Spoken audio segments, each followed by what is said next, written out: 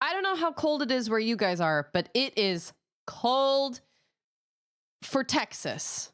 And Ander, my husband, the other day was like, this is it. This is it. This is going to be it. This is going to be our like plunge into winter.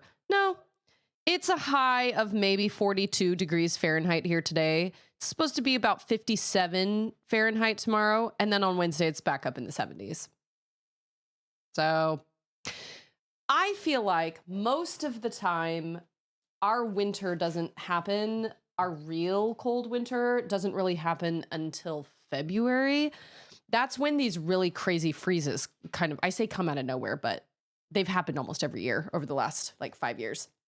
But that's when the snowpocalypse happened or the icepocalypse happened here. And we were all stuck inside our homes for 2 weeks. So it's very cold here, but it's not going to stay cold for very long. But I know some of you live in places where you actually have 4 seasons, unlike Texas, where we have 2 seasons. We have hot and we have less hot.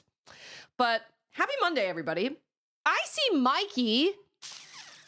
I'm so happy you're here, Mikey. There's VT, who's on a 30 stream streak. Dang, 30 streams. We got Sknoo, who's here. We've got Mactastic, Bobby. Hi, Bobby.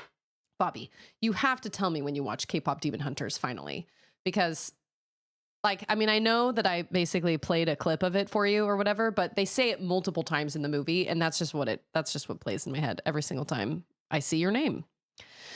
40 degrees. Hey, and it's Chaos. Who says good morning? Okay, Chaos, where's about are you located? Because to me, it's 1 p.m. Oh, just kidding. Afternoon. Okay. I'm always curious, like, where people are, because I know Sword Art's in California, so he's 2 hours behind me. But then, like, Scarecrow's in Australia, so he's like in my future. And then some people are okay. All right, so we're in the same time zone. That's cool. I mean, but it kind of always, I don't know. I feel like my day. Well, we sort of, kind of. You know what? Actually, no, we didn't. I didn't let my girls sleep in this morning. And I know that makes me sound like a mean mom, but if I let my girls sleep in anytime past like 7:30 in the morning, neither of them will go to bed until after 10 p.m. And you know what? That encroaches on my time because when they're awake, they want to be with me. So if I want to like play games at night or like write or I don't know, make t-shirts or anything like that all on my own, I have to wake them up early so they go to bed early. It's really frustrating. I mean, well, this Monday isn't so bad because we're still on Christmas break and my girls are happily playing. So for Christmas, we got them a combined gift. We got them this fort that you attach to a box fan and then it like whoop, blows the fort up. And it's like this little encased little fort. It's like a little dome. And they love it. And they're in there right now and they're playing together and they're doing perler beads and they're coloring and doing stickers. And it's just fantastic. I wish I had that when I was a kid. We were always pulling like couch cushions off of the couch and everything. And we made some pretty cool forts, but we don't have as many couches in this house as we had when I was growing up. We had a family room. We had a living room with the couch and a love seat. And then we had a family room with the couch and a love seat. And then we had a basement couch. And so we had cushions we could pull from 3 different couches. We only have 1 couch in our house because we have 1 main living area. So, they were always trying to make forts and they could just never really make them unless they pulled chairs from the living room and everything. This, you can just put the fan on, it'll blow up, and then you turn the fan off and you can put it away. And it's Scarecrow, who finished Monument Valley 1 yesterday. I highly suggest that after chapter 9, you go into the more chapters section before doing chapter 10. Why would they make the game that way? Oh, a tent that goes over your bed? So not like an inflatable tent, but like almost like a canopy that goes over your bed? Or is it actually a tent? Does it actually have like a little door? I feel like we looked at those for Auden, but we got her a while ago. We got her, Charlotte has a 4-poster, but we got Auden a little like canopy drapey thing that comes down over the head of her bed. And we called it a princess like canopy, and she loved it for about 3 weeks. And then she suddenly came to me one day and was like, I don't want that on my bed anymore. I don't like it. And I was like, okay. So we took it down, but Charlotte wanted one. So we'd ordered a second one and then Charlotte broke hers. So it's a good thing we had a backup one. They were made afterward, but it will just flow better. Okay, so after chapter, what did you say? After chapter 9? Okay. And Charlotte told me that Monument Valley is not very long, so it really shouldn't take me that long to finish it. But I'm planning on jumping into the second. Hey, Chaos started Chrono Trigger this past weekend. Found out I'm not very good. You know what? Neither was I at the very beginning. With games like that, you just have to stick it. You got to figure out the party that you like. Well, I mean, they kind of only give you so many options at the beginning. Like, what's at the beginning? You have Chrono, you have Marl, and you have Luca, right? And then I don't think you gain an extra person until you... Who's the next person that you gain? Ayla? Who's miles ahead of everybody else. Ayla was a strong character through the whole game. I can't remember who else you get for... Oh, no, you get the frog first. I think you get the frog first. And then things will improve a little bit because I liked Luca personality-wise. I did not like her battle-wise. So if you can push through until you get the frog, I think your party will improve. I think you'll find that you'll improve. But like, are you enjoying it? Because even if you're not great at a game, you can still enjoy it, right? Maybe. I agree with Bobby. The scrappiness is half the fun. The problem is we don't have a lot of scrappiness for them to utilize without completely cutting into like our daily lives. So they're in their little fort right now and they're having a ball and they're in there just doing their thing. And last night I did a half hour of perler beads with Auden before she went to bed because I don't do that often enough. I don't sit down and like, I try to do, and I feel so much guilt all the time. I feel so guilty all the time about how I parent and all that stuff. But I don't feel like I sit down without my phone and without other things going on to like engage with my kids. I engage with them when we're driving, we go grocery shopping together, we run errands together. But my mom used to play pretend with me all the time when I was a kid. I don't know what she did with my brother and I don't know what she did with my sister, but I do remember she played pretend with me. I don't like playing pretend with my girls. I'm not a Bluey parent where I can kind of like play pretend. I could if I wanted to, but it gets boring really fast. But what I do love is sitting down to work on something together, like a puzzle or perler beads or, we got this art kit, or Charlotte's working on a 3D puzzle of the Hogwarts castle. And I love sitting and doing that, or doing Legos, or doing, we got this thing for Auden where like, it's like a princess, it's like a cardboard cutout of a princess. And then there are all these little holes in her dress. And it comes with these little tiny little pieces of paper / fabric-y kind of paper. And you like poke the paper into the holes and make the dress look all floofy. I love stuff like that. That's so fun to me because then we can have conversations and we can talk to each other and I can record our conversations. And I guess I could do that with pretend too. But the problem is if I'm not enjoying myself, they don't enjoy themselves. And so I have to find something we all enjoy together or else I'm just like, ugh, I just don't want to do this. And then I'm not in it. My heart's not in it. But I love sitting and doing like perler beads. We made a baby shark yesterday, like that baby shark from YouTube or whatever. We got her a big set of perler beads for Christmas because she just needed tons more colors. But that's a sign of a good mom is feeling guilty about how you parent. I guess that's true. What do they say? Being a parent isn't hard. Being a good parent is hard because being a good parent actually takes work. But I have so many other things on my brain, like so many other things. I try to combine things. So I'd like to do flashcards with Auden when we're in the car, when we're driving somewhere or whatever. I try to combine activities so that I don't feel, it's not that I feel like I'm wasting time when I'm sitting doing perler beads with my child, but at the same time, when there's like laundry to be done and dishes to be cleaned and there's grocery shopping to be done and all this stuff, I do have a hard time sitting there and being like, okay, like what time is it? Okay, I got 20 more minutes of this. But last night when I was like, let's do some perler beads together and let's just make this, time flew. And before I knew it, we'd been working on her little thing for like almost 40 minutes. So, hey, it's Chain and it's Wolf. Oh my gosh. Happy almost New Year. Happy almost 2026. What is this? We still have weather? Come on. Aren't we in the future? I ask you. We are in the future. I was promised maybe not promised, but like I was thinking like flying cars, moving sidewalks. Still have weather. Come on now. Okay, let's see. Wolf, do you want your Tifa theme or do you want something different? Because I always play Tifa for you. Yeah, hoverboards. I mean, you know what? We almost got Charlotte one of those little hoverboards, one of those little like segways, half segway things for Christmas, but they're still exploding. So we were like, okay, not so much. We're not going to get that. And she was perfectly happy with all the gifts we got her anyway. That would have taken a big chunk of her like Christmas like budget. So we didn't want to give her like this giant thing and then 2 other things when Auden got like 6 different little presents. Hey, it's Rumi, and Rumi just ushered in a hype train. Oh my gosh. Okay, let's see. I can't do Tifa's song when I am listening to music. Let's see. There's a hair on here.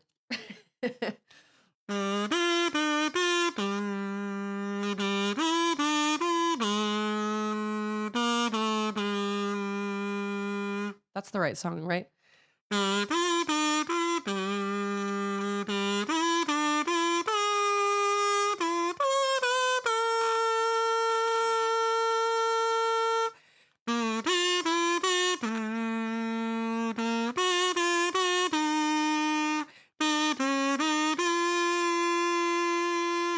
This is giving me vibes of when I played the piano in Final Fantasy VII Rebirth. Are there recordings of those?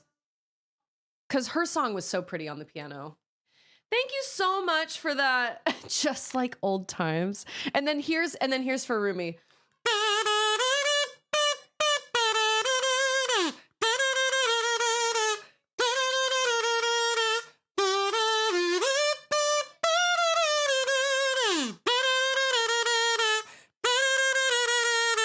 Not that I don't know if Rumi actually loves that movie, but it's kind of I feel slightly obligated because of his name.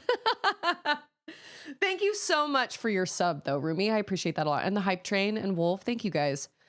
Someone just uploaded the entire Chrono Trigger soundtrack in the Mario 64 sound font.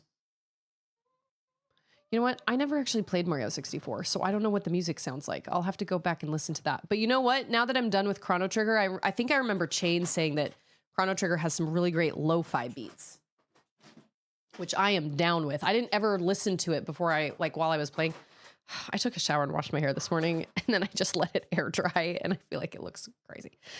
I was gonna curl it today, and then I just got lazy. I just didn't want to do it. Just didn't want to do it. Not today. Stars. Not aligned. Can't do it. Not today. Okay. Okay, that's fine. I hope everybody had an excellent weekend. And if you guys have plans for New Year's, I hope you are also safe. I hope you don't do anything super crazy. We are going to hunker down here and gear up for the mortars to go off around the corner from us. As we were driving to Costco the other day, there was a big sign on the way out of our city that was like, just remember, fireworks are illegal. And I was like, yeah, okay. But I'm a fibber. Well, I feel like I've got these little wavy dudes that go woo. And like I said, I was going to actually curl my hair today because if I curl it, then it'll last for like 4 days. I just have to touch it up a little bit. I just have to put that effort in at the beginning, but it was so cold today. Me and the girls spent most of the morning like cozied up in blankets and stuff. And I just didn't want to do it. Wait a minute. Chrono Trigger Synthwave. Hold on. I got to write this down in my notes. Chrono. I got lots of great little short content from Chrono Trigger for YouTube. Chrono Trigger Lo-Fi and Synthwave. I really love Chill Synth on YouTube, the YouTubes. Okay, it's funny that you mentioned that because yeah, I was supposed to go and volunteer for the giving machine that the church does.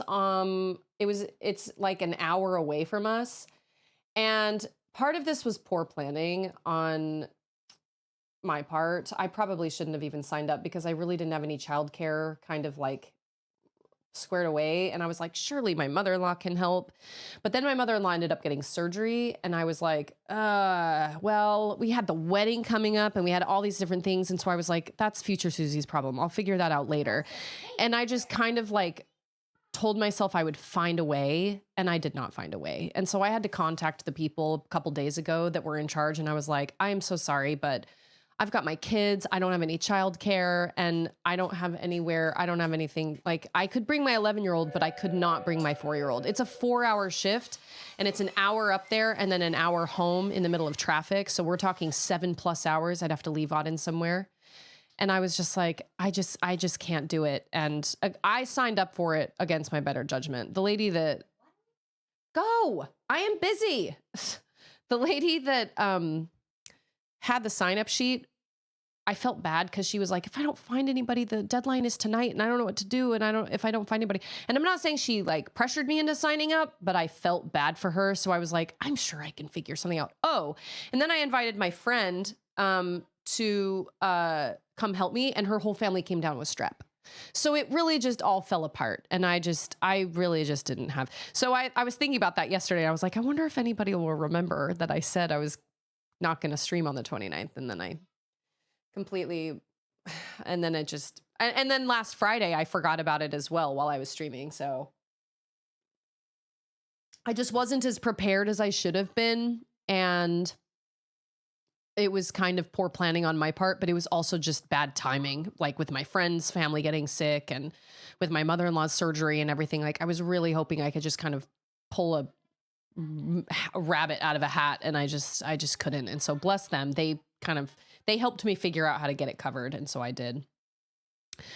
So Mikey says, have you seen What Passes for Perfection? It's funny that you say that, because my husband is of the belief that most models, like runway models / like magazine models, actually look kind of funny. And yet they are like, they are just perfect. And I don't say that in a mean way. I just mean they're very unique looking. And everybody obviously has their different opinion of what beautiful looks like or what perfection looks like or whatever. But I don't know. I feel like social media and okay, so my cousin has been on the cover of magazines before, and she's had her own photo shoots and she's had her makeup done and all that stuff. She is a beautiful person in real life. Like, I've spent time in her home. She's gorgeous.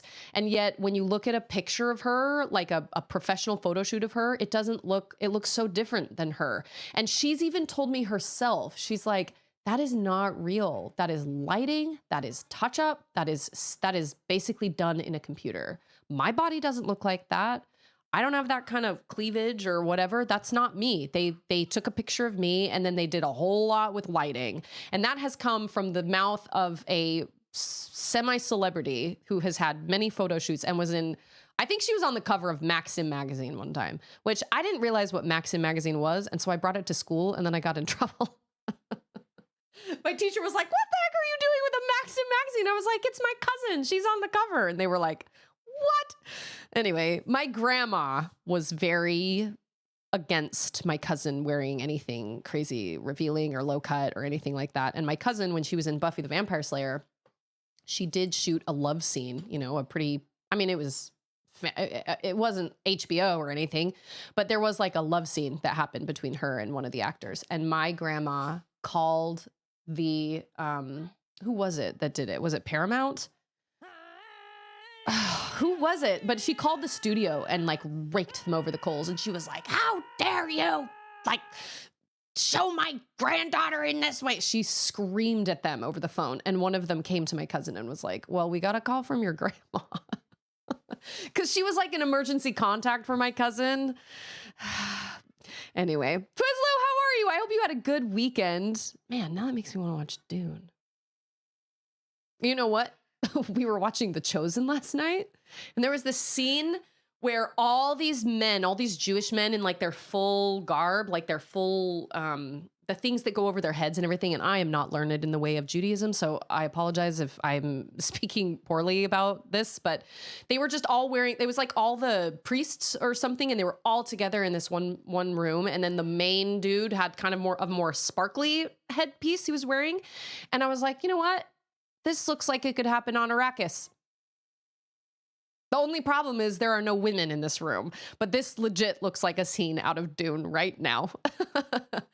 But yes, Chain, you're right. They have very striking features, and I think you have to have that in order to stand out, because there are plenty of people that you know, nobody is completely symmetrical. If you take a picture of yourself and then you like have it and you look at one side and then the other, everybody has a fatter side and everybody has a skinnier side. It's really weird. Even if you draw a line right down the middle, nobody is perfectly symmetrical. But I don't know, social media has given, especially young girls, it's given young girls such a twisted idea of what is pretty and what is considered acceptable. And it just breaks my heart, because, you know, it was hard enough growing up, when I was growing up and having, like, as a teenager, I already felt pressure and I didn't even have social media. So I can't even imagine what it's like trying to grow up in today's world with social media and filters and having everything look perfect, even though we know it's not perfect, but we try to look like that anyway. I can't even imagine. My fatter side is the front middle. I did this in photography class in high school. I took a picture of my face and then I divided it down the middle, and then I did this side and mirrored it over here, and then I did this side and this side and then mirrored it over here. And sure enough, I think I still have them somewhere in my attic. And sure enough, symmetrically, like right down the middle, one of my sides is fatter than the other. It was really, really interesting. I don't know. But looking at me, you wouldn't necessarily think that, because I'm not an overweight person and I don't have a super, super full face. But I know, but actually looking at that, it would show me it showed me what I would look like if I put on probably like 20 to 30 pounds. It was interesting. But Jim McTask says, I haven't found my thin side yet. Listen, it is hard. It's really hard. It takes a lot of work and it takes a lot of energy, and I totally get it. It's really hard. I chase after little kids every day. Like, there's something to be said about that. That is, I do a lot of housework and I chase after little kids, and I am not sedentary for most of the day, but it's really hard, especially when you have a job that's sedentary, like sitting behind a desk or, you know, standing behind a counter or something for long periods of time. It's really, really hard. It's hard. Losing weight and all that stuff. It's a challenge. It is a challenge. Twizzler lost 50 pounds since COVID, but also quit drinking alcohol in 2019. And that really helped a lot. That does not surprise me. Alcohol is, I don't know all the details about I don't know exactly how much sugar or like calories or whatever there are in alcohol, but you are not the first person that I've heard say that when they stop drinking. Same with soda. People stop drinking soda, and that alone will shave off so much, but it's so hard when it's kind of a comfort thing, especially soda. I mean, look at me. But I drink zero sugar, which isn't much better, but I don't know. I actually haven't been on a walk since before we left for the wedding, because I've just had too many things going on and I just didn't have the mental bandwidth for it. I just couldn't do it. So I don't know. And then this morning it was freezing cold and I was like, well, I'm not going to go this morning because my limit is, oh wait, I've done this. Didn't I do this? Oh, maybe I didn't. No, this is where I ended. Yeah, this is where I ended. I was going to say, because we just encountered the bothersome crow people, but it's okay. Also, Twizzlo, congrats. Good for you on quitting drinking. I think that's great. I think alcohol just does nothing but cause problems. And I know that there are a lot of people that will disagree with me, but there are also a lot of people that do agree with me. I don't drink because I'm a member of the Church of Jesus Christ of Latter-day Saints, and because I was never around it. It was never like my parents never drank. I was never around it. And so even when I got to be older, it just never sounded like something I wanted to do. It was never something I wanted to try.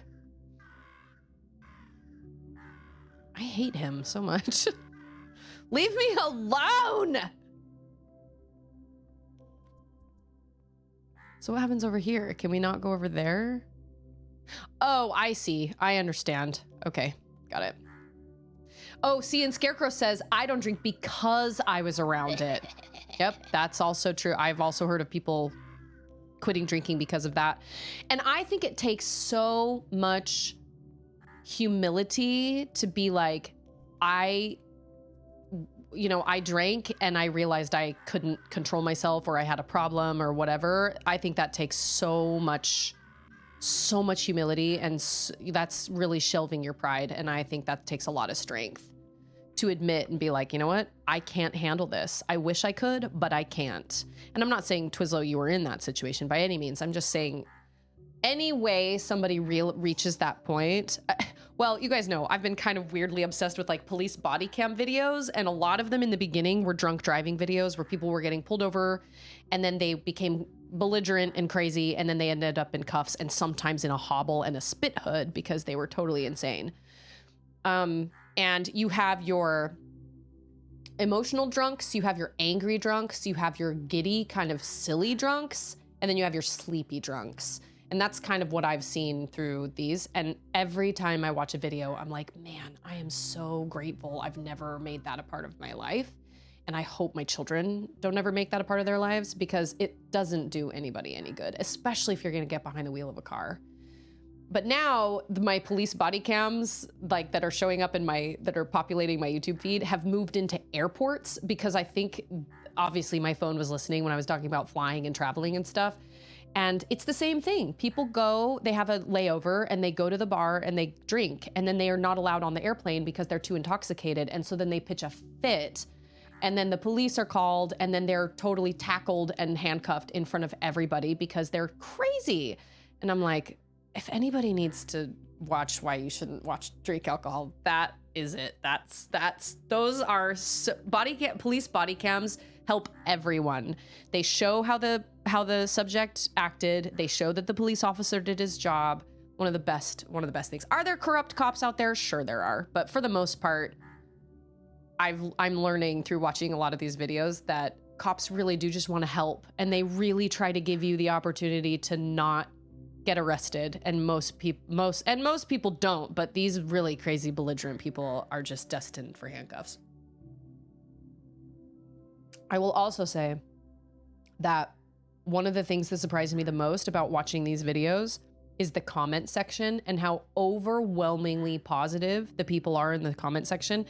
Sure, there are some people that are like, oh, this lady is a waste of space, blah, blah, blah. But there are so many people that are like, man, getting a DUI was one of the best things that ever happened to me. I've been sober for 6 years, blah, blah, blah. And then there are tons of people that are like, I know it's hard to get clean, and I know it's hard to get sober or stay sober, but I promise you can do it. I'm now at 3 years sober, blah, blah, blah. And it's really just a whole community of people that are lifting each other up. And I did not expect that at all. And it's really heartwarming to see how many people have overcome and how many people are like still sober and encouraging others to be. It is a huge rabbit hole. I try not to go down it, but sometimes you can't look away from police videos. I've seen some of the craziest things. People that have gone from the nicest person to needing an exorcism in 20 seconds. Yeah, 99.9% of cops would take a bullet for you. And I remember seeing a couple people go, defund the police, man. You guys are pigs, blah, blah, blah. And I was like, yeah, and who are you gonna call when somebody comes and tries to rob your house? Let's think about what we're saying here. But they're also intoxicated, so they're not thinking clearly anyway. And I'm not sitting here saying that I'm not trying to condemn anybody for drinking alcohol or anything. I'm simply saying, for me, it's not even worth having it. Some people can drink it sometimes throughout their life and they never have any problems, and that's fine. And that's awesome for them. I eliminate it altogether because I just don't feel like, I don't want to sit and be like, well, maybe okay, I'll have just this one. Because then one can easily become two, and then two can easily become three. And I would just rather not mess around with it. But I have told Charlotte, I'm like, if you end up drinking and driving someday, you're going to end up on YouTube on a police body cam in front of millions of people acting a fool. Don't do it. Don't do it. Do not. Oh, that was fancy. But it is it is kind of weirdly fascinating to watch these people because they are so out of their minds. And I love when they go, I'm not resisting, as they're like pulling away from the cops. I shouldn't laugh, but it is kind of funny. Or the cop is like, all right, you're under arrest. And they're like, no, I'm not. As he's literally like putting handcuffs on them.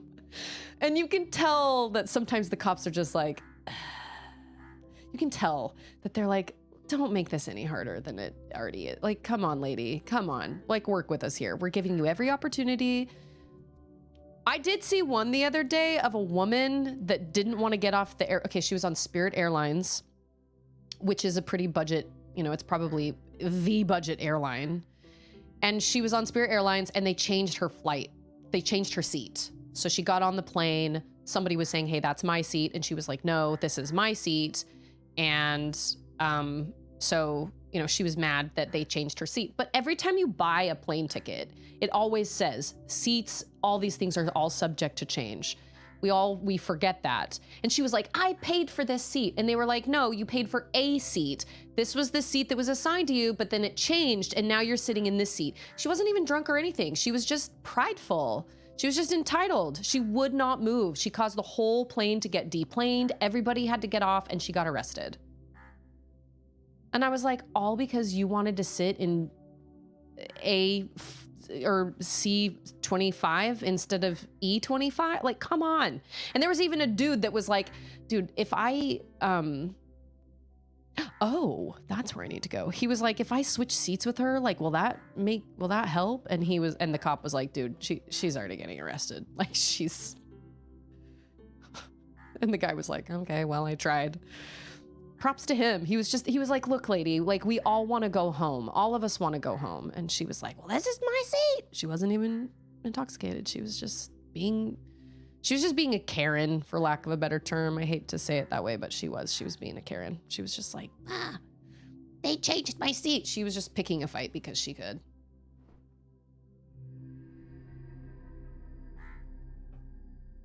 I've never understood why alcohol is something you have 3 or 4 of in an evening. I can't imagine hanging out, having 3 or 4 Cokes and no meal.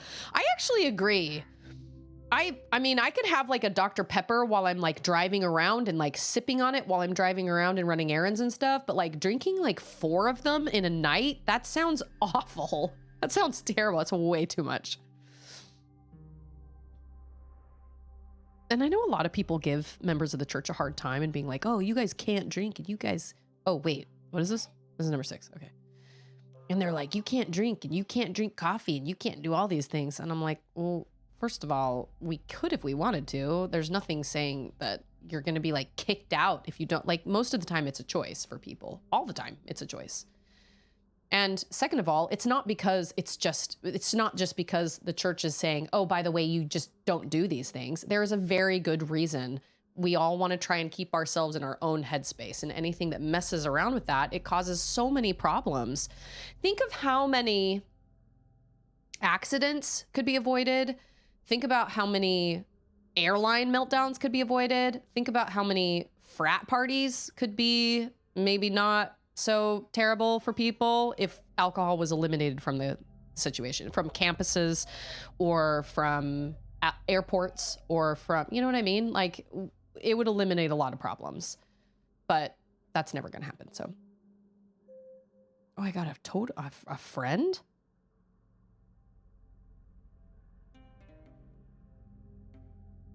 And you know what's interesting? What's his name? Jim Gaffigan actually did a thing on this. He said, oh, it has an eyeball. Hey. He talked about quitting drinking and he said, can we move? How do we, oh, we can. Boop. playing Monument Valley. He talked about quitting drinking, and he said quitting alcohol is the only thing I've ever experienced in my life where people feel the need to ask me why. He was like, if I suddenly tell people, oh yeah, well, I don't eat mayonnaise, I don't ever have any, you would never have anybody be like, oh really, why? Did you have a mayonnaise problem? But somehow with alcohol, everyone wants to know why. Even if you don't even if you're just like, if somebody offers you a drink and you say, oh no thanks, I don't drink, they go, oh really, why? I've had people say that to me before. And it's like, realistically, that is none of your business. And the only reason I can really think that why that happens is because people are trying to not feel guilty themselves for drinking around you. And I'm like, I didn't say that you couldn't have a frat, I just saw the word frat party. I'm not saying you can't have a drink. I'm simply saying I don't drink.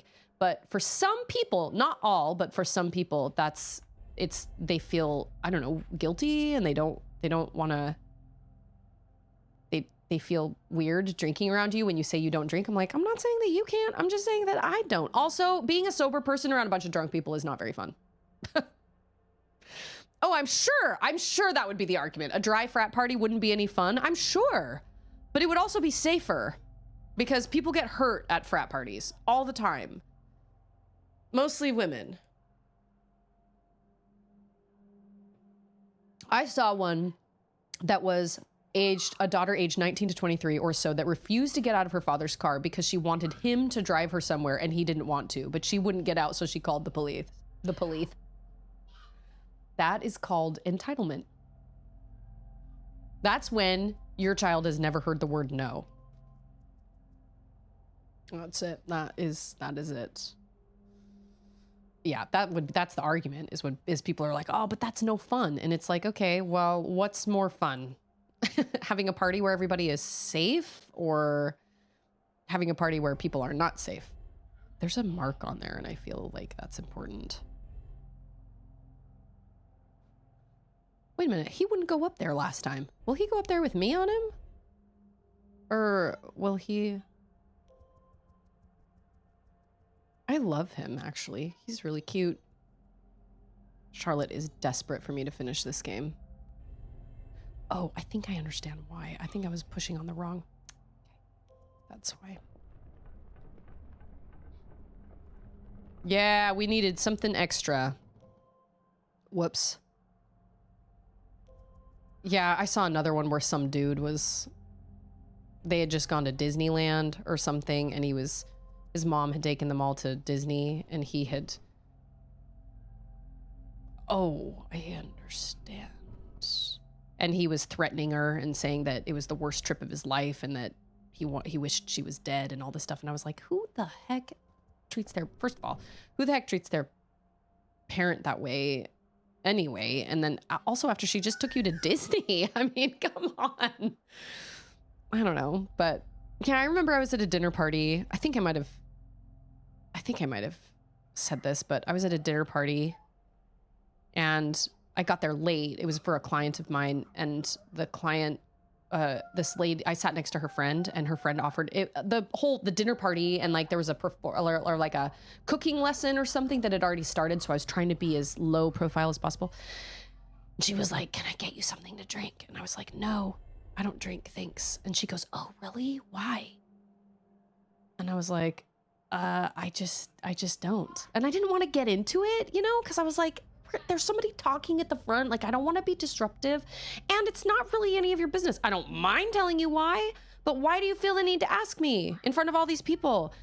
And it ended up being her literally sitting next to me once the dinner party kind of got into full swing and the cooking demonstration was over, just bombarding me with, well, how come you don't drink? Well, did you have a problem? Blah, blah, blah, in front of a whole table full of women. And then when she finally, when I explained to her that it was a religious thing, she asked me what religion. And then she started telling me that somehow she said, well, going to get coffee with friends is a deeper way of strengthening friendships, and you just kind of miss out on that. And I was like, okay, so I'm sorry. Are you telling me that I can't have deep relationships with people because I don't drink coffee?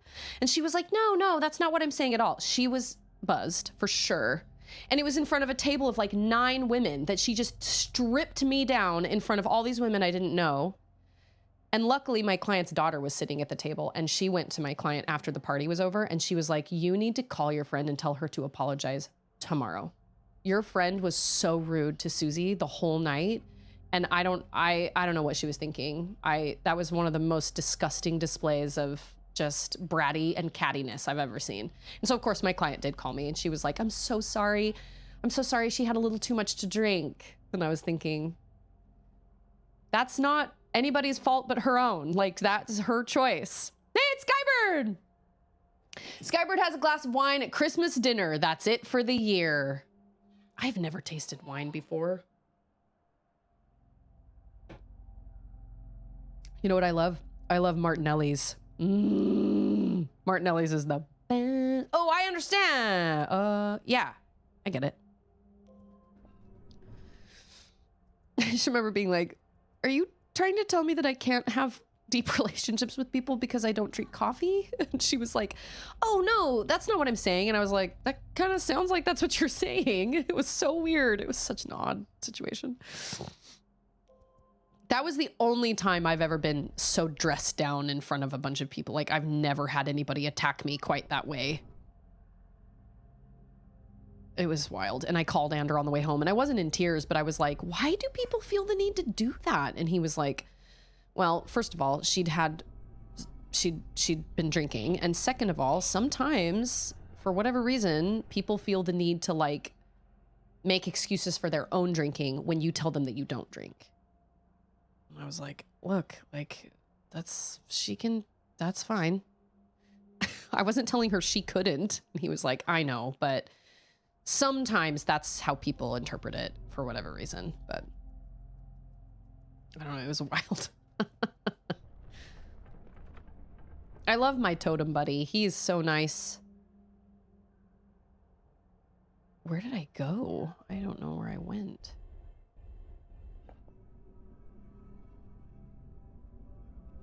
I love this game. Hi, darling. Like, if you have somebody that says, I stopped drinking soda, you're never going to be like, oh, really? Why? That wouldn't even cross my mind. I know why. Because soda's not good for you. Like, I'm fully aware. Where's your little thing? My person? She's going to come out of that door right there. Watch her. Boop. There she is. Her name's Ida. Yo, leave me alone.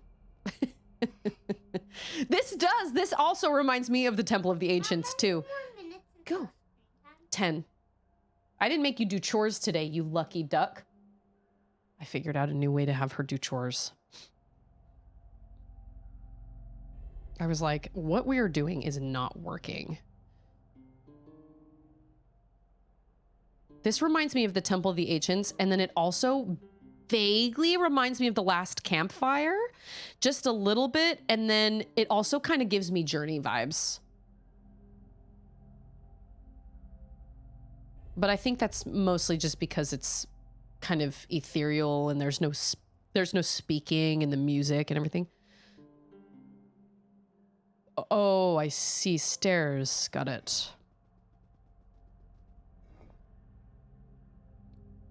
So if I do this, if I come over here and then I flip. Wait, what does this switch do? Turns on a light. Okay, got it. Understood.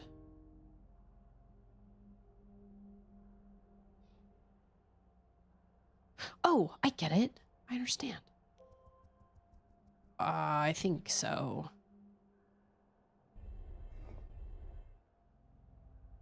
That's going to do something. Say it's Gail! I am enjoying this. This is a lovely game. This is right up my alley. I love games like this. The more puzzly, the better. Love it. Did you have a good Christmas, Gail? Did I see you since then? The best thing to tell someone when they are drinking is that you do know that you're drinking yeast pee. And look, I'm not trying to shame anyone or condemn anyone. I'm not doing that at all. I'm not trying to in any way, shape, or form. But I think we can all kind of collectively agree that drinking can become a problem. And if it hasn't become a problem for you, that's great. I hope it never does, but it can become a problem for some people. And I like to keep my wits about me. And so I don't want to, oh, I think, and so I just would rather just not go there. But there are certainly people that can obviously handle it and don't end up acting a fool in the airport. I was asking Andrew the other day why airports even offer alcohol, because I was like, if you can't get on an airplane because you're intoxicated, why would they even offer alcohol in an airport at all? Because so there are people that when they get a layover, they just go straight to a bar and then just start drinking. And then they drink for 2 hours and then they're angry that they can't get on their plane. And while that boils down to the person's choices, I'm like, why? You would eliminate so many problems at the airport if you would eliminate alcohol at the airport, just to keep people in the right brain space, you know? There are going to be entitled people that are going to act out anyway, but I think eliminating alcohol from the actual airport would really help eliminate a lot of problems. Oh, so he can ride on that thing, but I can't? Huh. Rude.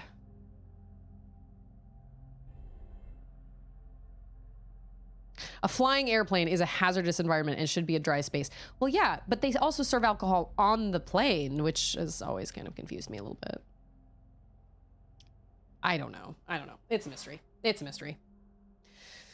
I would imagine a lot of it has to do with money. You know, they want to make money at the airport, and airports have to function, right? And I would imagine, and I think it also, because it's a kind of an airline to airline thing, you know, but as far as I know, no airline allows you to come onto the plane intoxicated. Because can you imagine being 30,000 feet in the air? Okay, then go in my bathroom. Use your brain. Okay. Can you imagine being stuck in a metal tube up high in the sky? Hey, it's Dad Mods! What an interesting conversation. I hope I haven't made anybody feel bad or sad or anything. I'm simply explaining my experience as a person that has never ever tasted alcohol in my life, but has been asked all these weird personal questions about it. And I'm like, if somebody said they quit smoking, you wouldn't be like, oh, really? Why? Like, it's not your business. It doesn't matter. It doesn't matter. You don't need to know why anybody chooses to make a decision that betters their life or makes them more healthy. You know what I mean? Like, nobody needs that. Oh, I think I understand. Oh, no, I don't. Never mind. I thought that was perspective. I heard about being intoxicated on a plane. It's a weird thing. Oh, I can't even imagine. Oh, and then when Charlotte had her stomach issues and everything from the vitamin C we gave her, and she was so sick all night long, and she was nauseous and she felt so sick. The next morning I was like, you know what that feels like? I've heard that's what being hungover feels like. And that's what happens when you drink too much alcohol. She was like, oh, people do this to themselves? I was like, some. Not all, but some. Go put your glasses on. I can still see it. Go check and see if your sister's okay. Charlotte takes off her glasses. Oh, now we're just in the same situation we were in before. Charlotte takes her glasses off, and then every time she looks at something, she goes, and I'm like, go put your glasses on. What are you doing? You are so silly. This has something to do with the perspective. Oh, no, maybe not.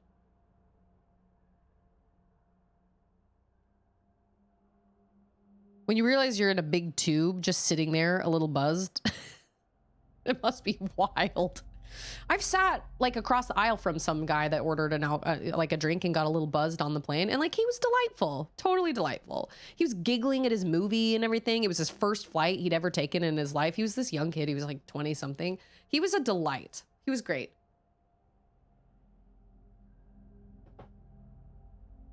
And when we came off the flight, I was like, so how was your first flight? And he was like, it was great. I loved it. I was like, I'm so glad. I am so glad. Oh, perspective.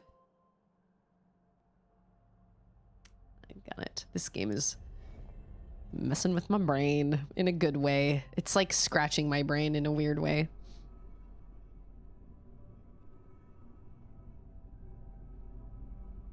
I love it.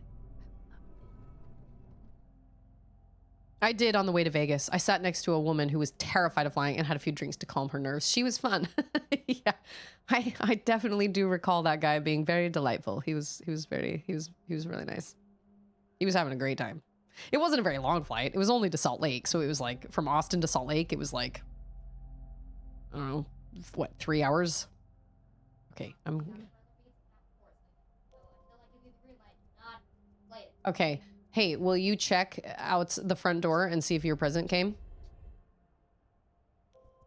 My brother got both girls axolotl blankets for Christmas. Oh, I see. Oh. Okay. Wait. Oh, yeah. Oh, okay. Nicely done, Ida. Ida and Totem duo. Did it come? Oh, biscuits. Sorry. Ooh, look at that water. It's party water. So I think I told you this, right? That this used to be this first came out on a phone. And it was very popular, so they made it. Yeah, it was super popular. And I wanted to play it ever since then. All the levels. Which level is this? Level 6. Oh, got 4 more to go. There's no reason to be scared of flying. Crashing, maybe. I don't really have a fear of flying. Oh, he's like, wait! I'm coming with you! Oh.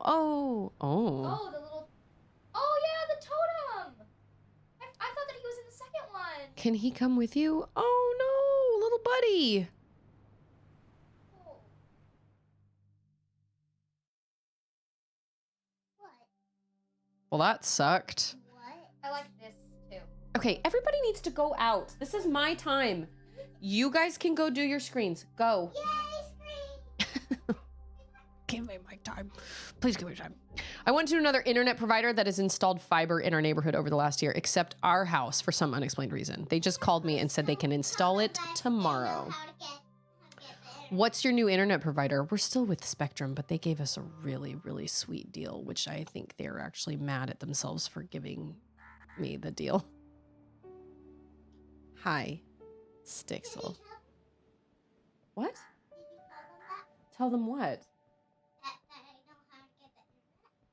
That you know how to get the internet?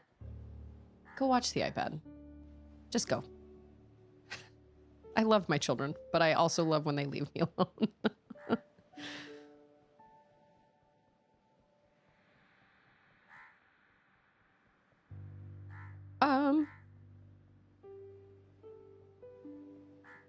Oh, we're making him do our dirty work for us. Oh, there I am. Oh my gosh. Okay.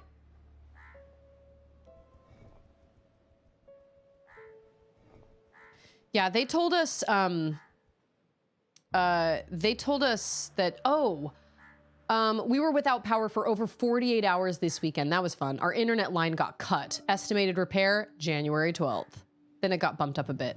Man, really?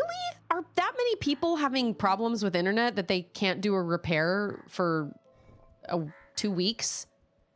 That's crazy. I think my dad used to have Xfinity. We don't have Xfinity here. I tried to change our bill from Spectrum and they were like, good news, we have this great deal where you can get gig internet. What? Okay. They were like, we can give you a deal where you can get gig internet. Oh, what? Okay. And cell phone lines with Spectrum for $70 a month. All of it. $70 a month. Internet and phones. So you'd basically be paying $40 for your internet and then $30 for your phones. Yeah, your phones. And I was like, that is a pretty sweet deal. I think, and I did all this. I asked all these questions and everything and, you know, took all screenshots and all sorts of stuff to figure out, oh, is that as far as he goes?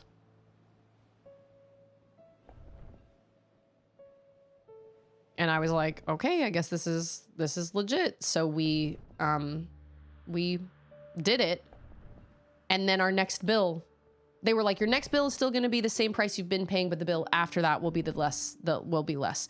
And it wasn't. So I had to call them, and they tried to backtrack, and they tried to say, oh no, it was $70 for the internet and then $30 for the phone. And I was like, no, I have screenshots of our entire conversation. It had to be escalated to a manager, but he finally fixed it for me. And I think I think he was really mad at whoever like gave me that deal.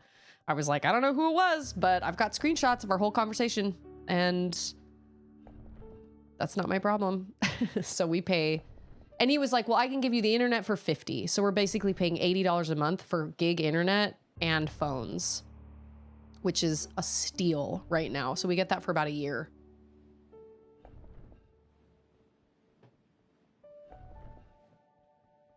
Okay, wait, my brain is hatching an idea.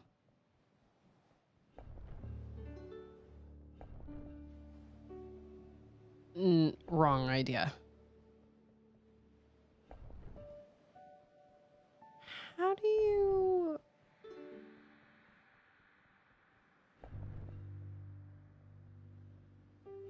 How do you get him? Hey, it's Hayes! Happy holidays, Hayes. Happy holidays. I hope you had an excellent Christmas. And I hope you also have an excellent new year. Whatever it is you're doing.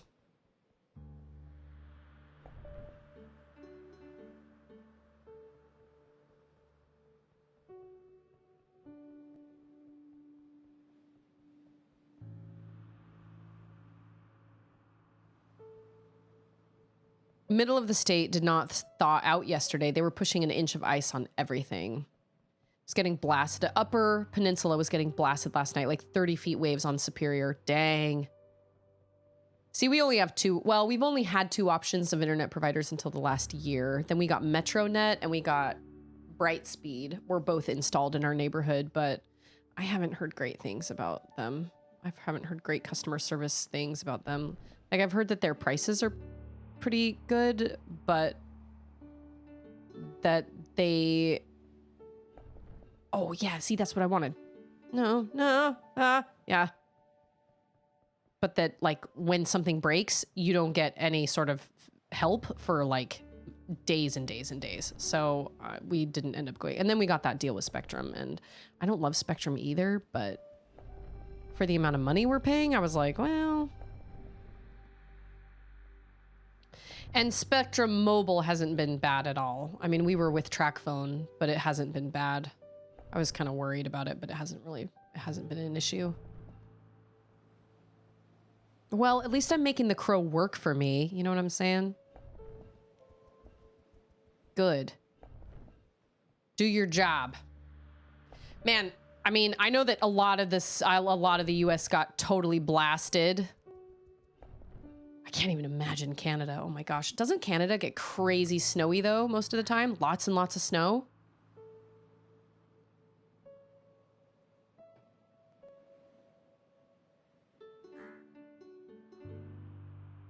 Oh, it's on a chain so it doesn't stay.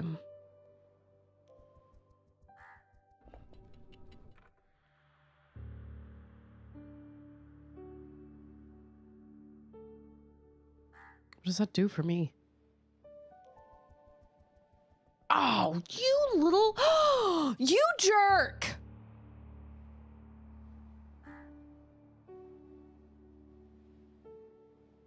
You know what I watched last night? I was talking to Ander about something. And just sitting here at my computer, I was on YouTube and I had my cursor and I just hovered it over a video. So it was just kind of playing in like the homepage. The final scene of Jurassic World. Final dino fight. Listen, I know a lot of people feel like Jurassic World is kind of not great and not a great addition, and Jurassic World Dominion and Jurassic World Fallen Kingdom and Jurassic, well, the different things. Whoa. But I have only seen Jurassic World, but that final fight with the T-Rex and the Indominus Rex and the raptors and everything, it's good times. Good times. Those who stole our sacred geometry have forgotten their true selves. Okay, selves. Ready?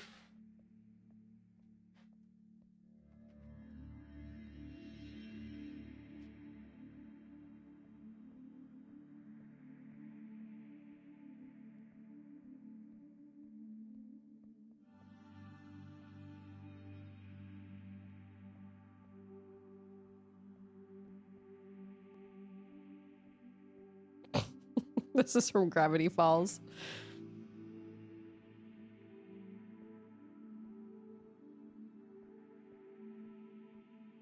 We can be ourselves, satisfied every day, loving life very much every day, satisfied. That's what Mabel does. She becomes the boss of the Mystery Shack for a day based on a bet with Grunkle Stan. And she's wearing like this suit coat with like shoulder pads. And she's like, I want all of us to be our best selves. Satisfied every day, loving life very much every day, satisfied.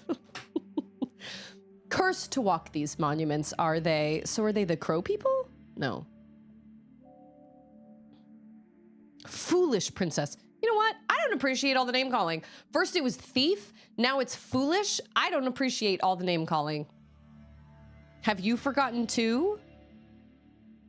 I guess I have. Reconstructed mammoth to T-Rex. If the humans run up to you with sharp stones on a stick, run! That's what did us in.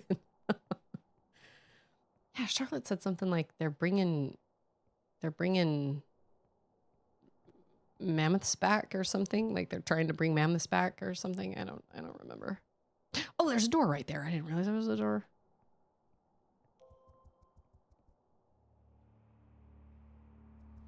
It's an excellent fight, in my opinion. It's an excellent dino fight. I've seen some of the fights from the other ones, and I think they're dumb. Kind of stupid. But that one is really fun.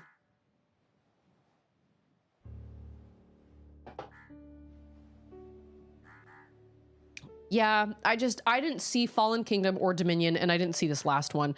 Wolf saw this last one, though, right? It was like the most rated R, but not rated R out of all the dino movies, I'm pretty sure. The rated R Jurassic Park everybody wanted is called Primal War. And I believe it takes place during the Vietnam War. And it's like a bunch of Green Berets go missing. And so these soldiers are deployed to find them, and they find dinosaurs. I just remember watching a Corridor Crew of it. And one of them, Nico, was like, well, my biggest problem with the Jurassic Park series is that they're, you know, they have to make them for families. And so they're always PG-13. And then they showed a scene that was very clearly pretty. And he was like, oh, well, there's some, okay. And they had to blur it out because you can watch the full episode on their Patreon, but you can't watch it on YouTube. And he was like, okay, there's some gore. And I was like, yep. And that's why I like the Jurassic Park movie, because it leaves everything to the imagination. Hey, DJ, are you feeling any better? You had like the flu or something, man. Merry Christmas. Gosh dang it. It was not the best thing I've ever seen, but it was all right. That big chonky, what do they call it? The D-Rex, that's what they call it. That thing, I think, was the culprit of that was the one that caused like the most, what everybody was saying was one of the most horrific deaths in any Jurassic Park movie that they've ever seen. And I was like, okay, I think I'm gonna sit this one out. Better? Yes. Good? No. Still poorly. Well, whoa. Of all the things, that was definitely not what I expected. So do we go up here? I'm trying to convince myself to have Charlotte watch. Well, I'm trying. Oh wait, there it was. That was it right there. Have Charlotte watch Lord of the Rings, but we tried a couple years ago and it freaked her out and she didn't like it.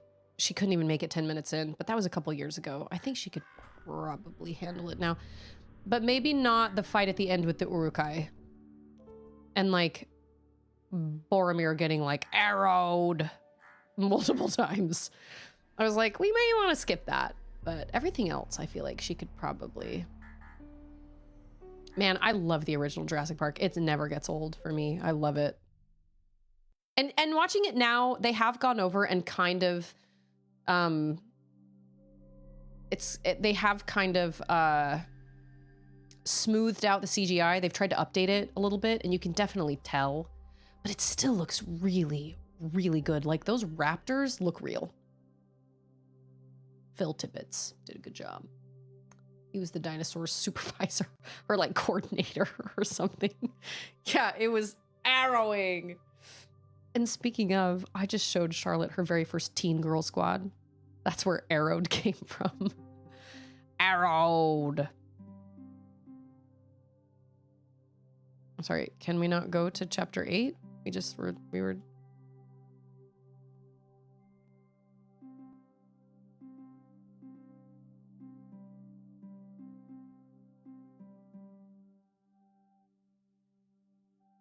What? Why can't I go there? Oh, because I'm pushing the wrong button. Because I'm pushing B. In which there lie strange delights. The box. The boo box. No, not the boo box. Nothing but the boo box. That scene in Hook terrified me as a kid. Hey, DJBJ. You know, Charlotte hasn't seen anything scary in a long time. I'm really careful about what she watches, but she did watch Pirates of the Caribbean with me finally, and she loved it. And I was like, you know, Pirates of the Caribbean is Disney, but it's PG-13 Disney. And those skeletons aren't prosthetics, they're CGI, but they're pretty intense. And I remember when she first saw them, I had tried to tell her what they were gonna look like. I was like, I want this box, like, for myself.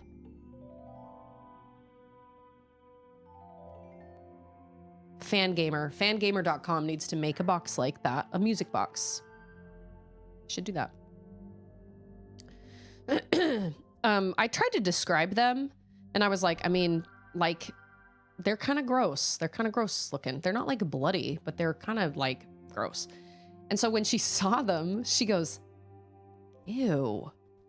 I didn't expect them to be so dirty and like covered in, because they're covered in like, not muscle or anything, but they're not just bone white, clean. They're kind of they're kind of gritty. And she was like, I was not expecting that. I was like, well, I tried. Oh, there are like multiples. Where did we go? I don't know where we went. Oh, there we are. But she was fine. She was okay. Yeah, like, yeah, kind of tissue, but kind of not. They're just really grimy, and they're just kind of, they're not just clean bone. And Charlotte was kind of surprised by that, but she was fine. And I was like, you know, if you can handle those skeletons, you can probably handle the orcs, but you just have to remember that they're people wearing prosthetics. So it does feel a little more real. And it looks more real. And then obviously, you know, there's a lot more violence in Lord of the Rings, but she's seen the Balrog. She loves the Balrog scene. And I said, well, maybe we'll not watch the end. And she goes, oh, but the end's the best part. And I was like, no. I'm sorry. My opinion is that the Mines of Moria are the best part. That's just my own opinion, but I was like, I think you'll be okay without watching an Urukai get beheaded. I don't know, maybe not. I've got a friend who showed his, my friend's husband showed their son, who's Charlotte's same age. They watched Alien together. And that's just kind of how they do things. And I was like, oh my gosh, I can't imagine. Charlotte would be in my bed for weeks if I showed her Alien. And Charlotte said, but I thought you said it looked old. And I was like, I mean, does, but it's still gross. That doesn't mean it's not gross. It's still gross. And the whole idea behind it is gross. I haven't even told her what happens. I was like, I promise, you're not gonna like it. Okay. Yeah, I love games like that. Whoa. Bye, Mactastic. I hope you feel better. I don't know if you're laying down because you're tired or if you're laying down because you don't feel well, but I hope you aren't coming down with something.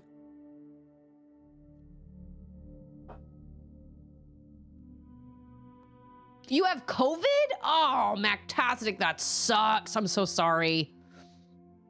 Yeah, go lay down. Go drink some chicken broth or something. Goodness gracious. Freaking Merry Christmas, COVID. Oh, first time. Oh, man. No bueno. I'm so sorry.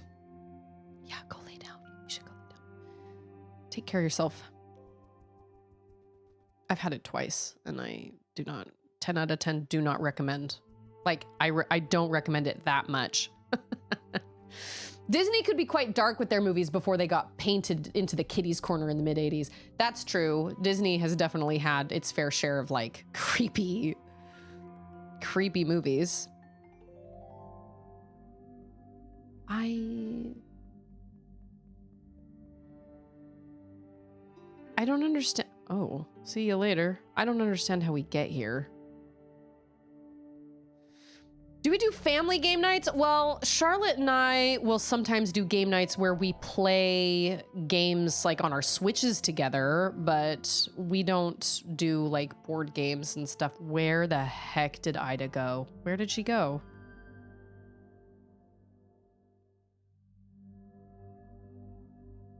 I legitimately don't have any more doors to go in. Once I saw a great Easter drawing. There's this Easter bunny next to a pair of large chocolate Easter eggs. The top of one of the eggs is open and the bunny is face hugged. You know who you'd like? You'd like, let me find her. Dorian, how are you? Happy almost New Year. Oh, I hope Mactastic's okay. That sucks. Christine McConnell? Yeah, that's her. Her name is Christine McConnell. And she makes baked treats that are so realistic looking. It's totally bananas. And she made a cookie face hugger. Hold on, I gotta find it now. And she got a show on Netflix, but I don't think it did very well because her content isn't really... Okay, here's one picture. I don't know if you can see this, but hold on. So she decked out her house in, like... So this is a cookie. She decked out her house for Easter and she did the same thing. She made a bunch of eggs and all of them were like splitting open. And then, yeah, her name is Christine McConnell. So this is her house. And she makes, that is her real house. And she makes every year, she doesn't have any kids. Oh, you can see the eyeball one down here. She did for Halloween. She decks out her house in like insane, like she spends all year building like sets and props and things, and she decks out her house. But there's this one, let me find it, face hugger. This one. So that's all made out of sugar. That's a cookie. And that was the very first picture I ever came across of hers, and I was like, that thing looks real. Oh, and here's her alien cake. She made an alien, a xenomorph cake. You can see the slice of it right there. Anyway, they gave her own show, and it just didn't do very well on Netflix, I don't think. But she has an Instagram and all that stuff. Anyway, I mean, her pictures are endless, but she's so talented. And So when you said that, I was like, I've actually seen somebody who did that with their house. They put a whole bunch of eggs out there and then all the eggs. And it's like, she does these photo shoots of herself and she's like running through her yard wearing like an apron and like a tattered dress. And there are these face hugger cookies coming after her. Everything she makes is edible other than like the props for her house. I don't understand how it's supposed to. Oh, wait, maybe I do.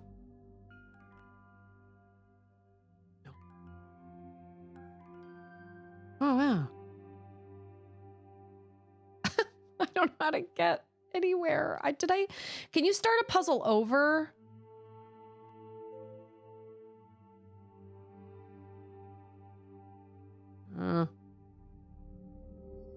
Is it possible to soft lock yourself? I'm legitimately asking. Oh, thanks.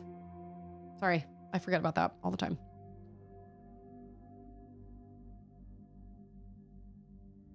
Don't restart. Okay, so I haven't completely screwed myself over yet.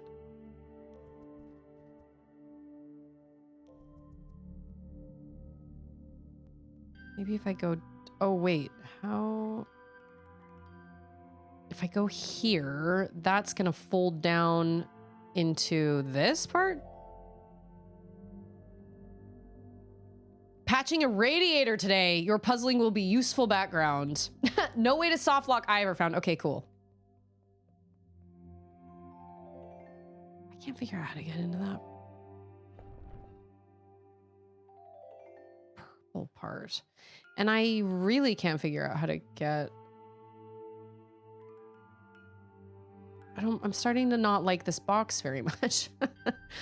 Okay, how does this work? Maybe if we go stand here.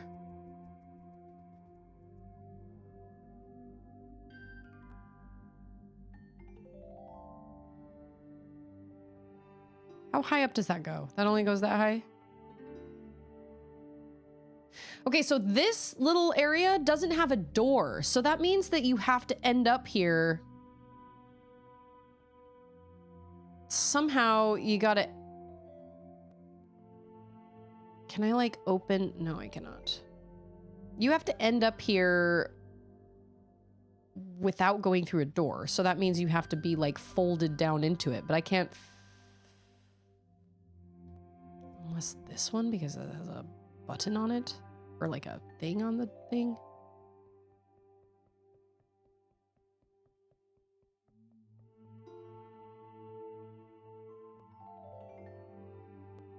You'd think that a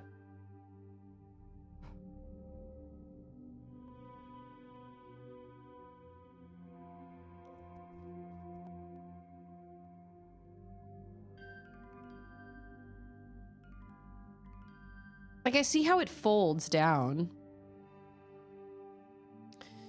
I'm sure that people probably know where this lady's house is, and they probably can find, like, I'm sure she has people come to her house. I'm sure. But like I said, they gave her a show on Netflix for a while. It was called like Inside the Mind of Christine McConnell or something like that. Everything she makes. Oh, look at this. She made this tiny gingerbread cookie on her tree that has a face hugger on it. So yeah, all her stuff is like murderous and angry. That's a cookie. That's a gingerbread cookie. Anyway. Yeah. But I think her show was canceled, but I just think her stuff just does better photo-wise. I don't think, because it's kind of like Tiny Chef, where Tiny Chef got a show and everybody really loved Tiny Chef, but Tiny Chef's show didn't work. Like, Tiny Chef is really cute in little tiny snippets, like little 30-second bits.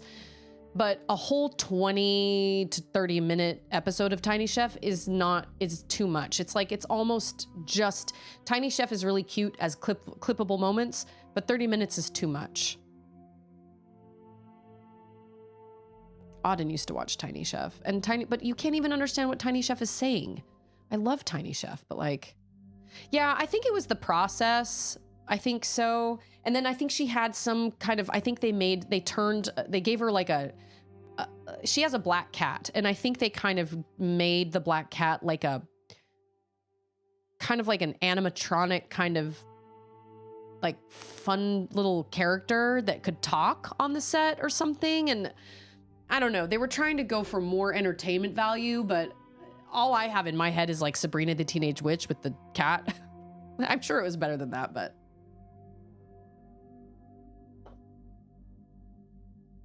So Tiny Chef was I think it started as an Instagram thing. This is Tiny Chef.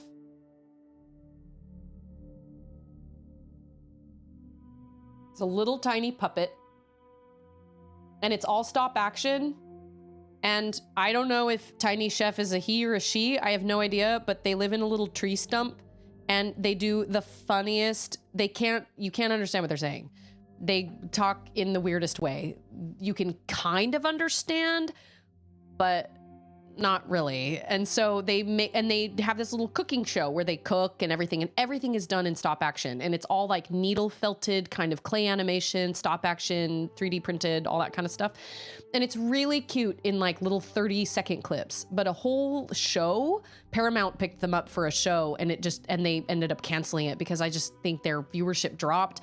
But I just think certain content is better in short little bursts instead of like a 20-minute show. And it just didn't do very well. But Tiny Chef is adorable. There's one, you can YouTube it, where Tiny Chef is singing Bad Guy by Billie Eilish.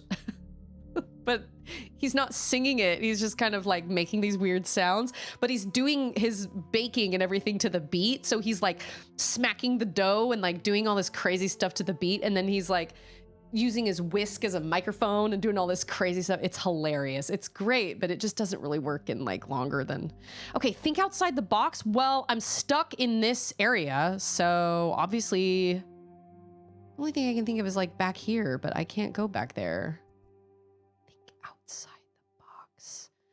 Well, I'm stuck in this box. How do I get outside it?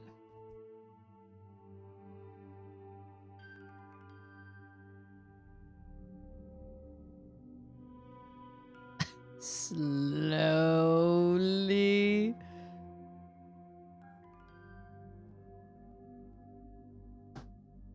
Tiny Chef is so cute, but I can't imagine watching a 30-minute show of it.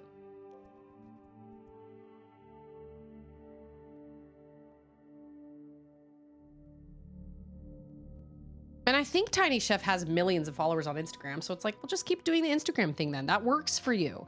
The show, not so much. And they call it the Tiny Chef Show, but it's just like an Instagram profile or something. Or you know what? I think it started on TikTok. That's where I think it started. Outside the box?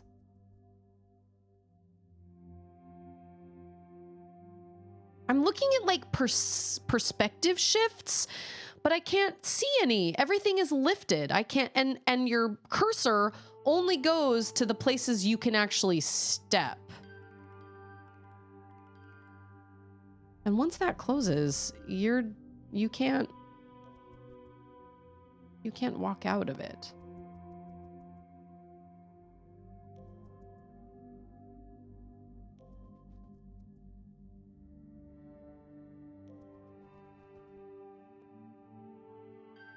Maybe I need to be...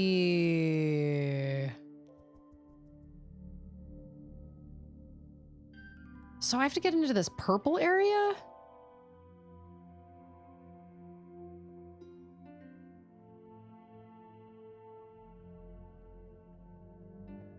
What's the crow there for?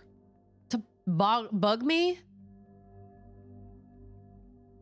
I actually never heard of Tiny Chef until Auden told me about it. I think she found the show on Paramount, and then I was like, what is this? This is so funny. And then I went through and found out where it had come from, but the show didn't last on Paramount for very long because it just doesn't.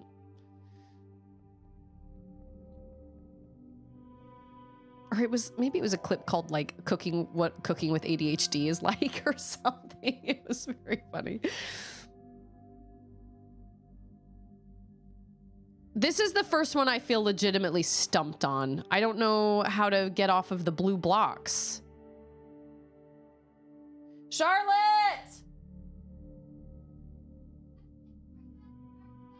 I'm at a music box one and I'm stuck. Oh, here. Do you remember this one? You want me to do that? Okay, let's see. Can you give me just a vague... I'm trying to get from there to here. I've done the other ones. Well, get yourself back to where you are, and let me have a look. Get yourself... Oh, I like the box one. Get yourself back to where you are, she says. Get yourself back to where you are. No. I asked if I should restart, and they said no. I should have done the purple one first. I didn't know how to get to the purple one. You guys, she's she's 6 inches away from the TV screen because she's not wearing her glasses. Oh, I forgot to bring them. Okay, I don't really know how to work. Think inside one of the boxes, like this box right here. Think inside this one. That's what I've been trying to do. I was like, well, maybe the blue, like, staircase. The yellow one. The yellow one. Oh, that's not the yellow one. That's the yellow one. So what you gotta open all of them. I can't. Yes, you No, you can't. can. No, the cursor won't even go. Wait a minute.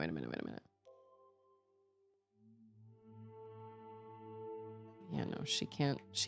All those doors are closed.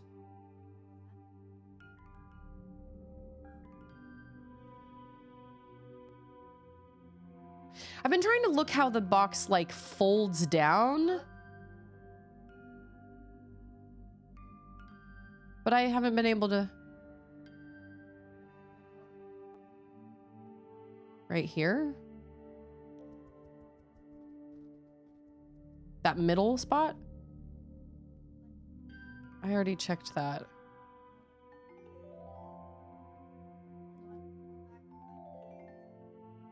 You don't remember either. I've been on this step, I think, so. Hold on. No, wait, I remember. Use the bird. Well, I'm obviously in there now because he's screaming at me. He didn't do that before. I just don't know how to... She says use the bird. What?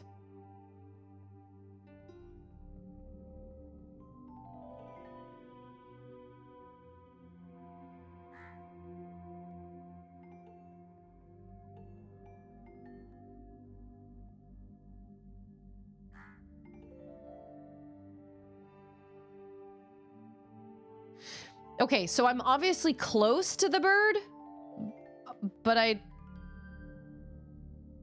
How, though? I'm on the totally opposite side of the thing.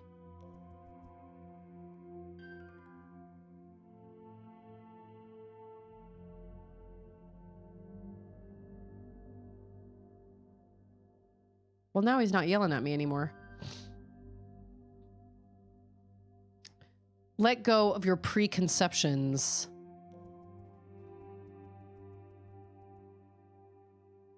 I assume...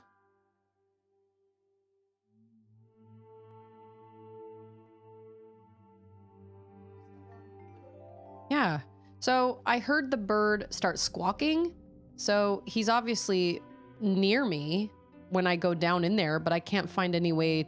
I can't figure out how to, like... Use the bird. That's what I'm trying to do. But the bird doesn't do anything.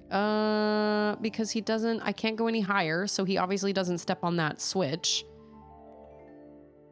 And I'm listening for if he yells at me. Oh, see? He yelled at me. Well, go back to the thing. So he knows I'm there. Like, I'm obviously there, but I can't figure out how to...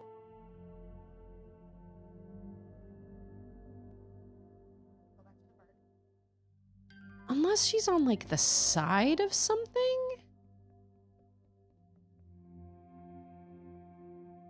Go down. As far as you can go. See how low you can go. How low can you go? I can't even, Now, go to where you think the bird went. Where do you think the bird is? I don't know. I learned how. I just remembered how. Do you want me to tell you? Because I can't really give you a hint. Because there's, I've learned, I know how to get the bird on that button and help you. But I can't give it a you get the hint. bird on the button? And I've just found out how. What? In this game, other things can help you. Well, I know that. Click this. Go up. Oh, I get it. Yeah. Now you got it. Got it. Hey, it's I Darren. said, use the bird. Yeah, I was like, I am confusion. There we go. So I didn't have to get down there. That was my problem. I thought I had to get down there, but I didn't. I just had to have the bird do his thing.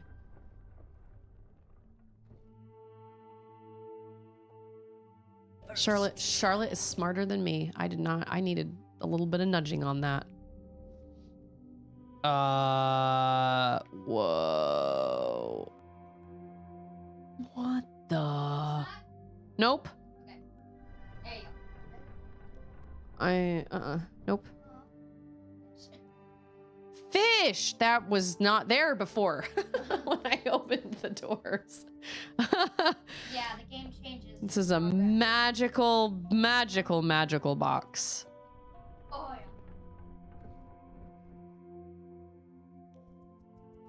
This is called Monument Valley. This was a game that was originally released on phones years ago, and then they made a second one, and now they're all on consoles, and they've made a third one. It's just a puzzle game, kind of an MC Escher kind of puzzle game. It's so great. I am enjoying it immensely. And after playing 40 hours on Chrono Trigger, I needed something that was kind of a palate cleanser, kind of a... something that's kind of shorter. So I'm going to play... this is the first one, and then I'll play the second one, and then we'll move on to Metroid Prime 4. Ooh, Metroid Prime 4! Has anybody here finished it?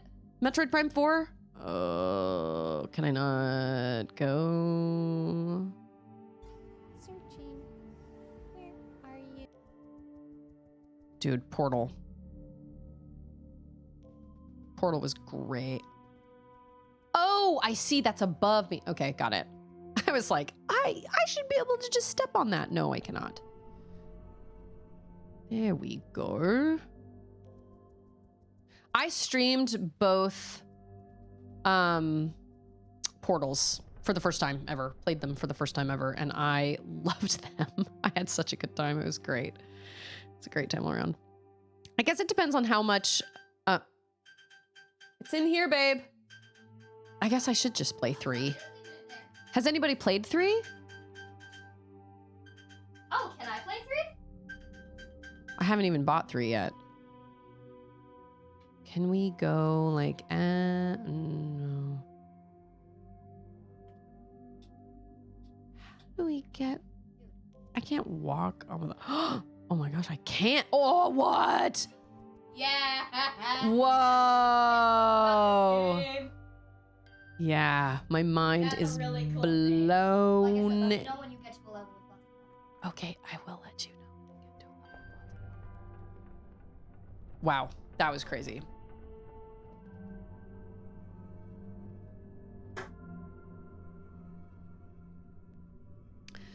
Wow. Of all the things, that music box, that box turned into so much more than I thought it was going to turn into. My goodness. And here's our box again. This also does give me kind of Fez vibes. I loved Fez. Fez is a great puzzle platformer because you have to switch. It's like 4-dimensional. You can like switch all 4. You rotate the screen level instead of your character. And that's really, really cool. I think I got 200% on it, which is so silly to me, but Okay. Okay, wait. Scarecrow, you said after chapter 9, do more. Is this 9? The X with the 1 before it. So I'm not supposed to, Oh, you should play them. You should totally play them. Oh, I should check Epic Games. They offer free games every once in a while. I rarely play games on Epic, but... Oh, here it is, Charlotte! The descent... Are we going into the water? There is nobody left to forgive us. Okay, pause. Is this it? Yes. I feel like there's a flower there or something.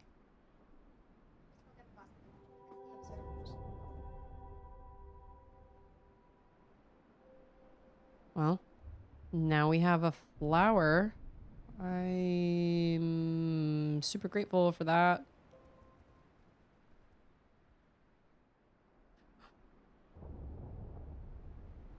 Oh, it said the descent. We're going down. Whoa. Yes, ma'am? We're going down, down, down into the water. Yeah, we're going down into the water. My songwriting skills are terrible. my lyric writing skills. Whoa. Oh, I see this. Go, go, go. There we go. Go, go, Gadget staircase. No, ladder. You don't even know who Inspector Gadget is.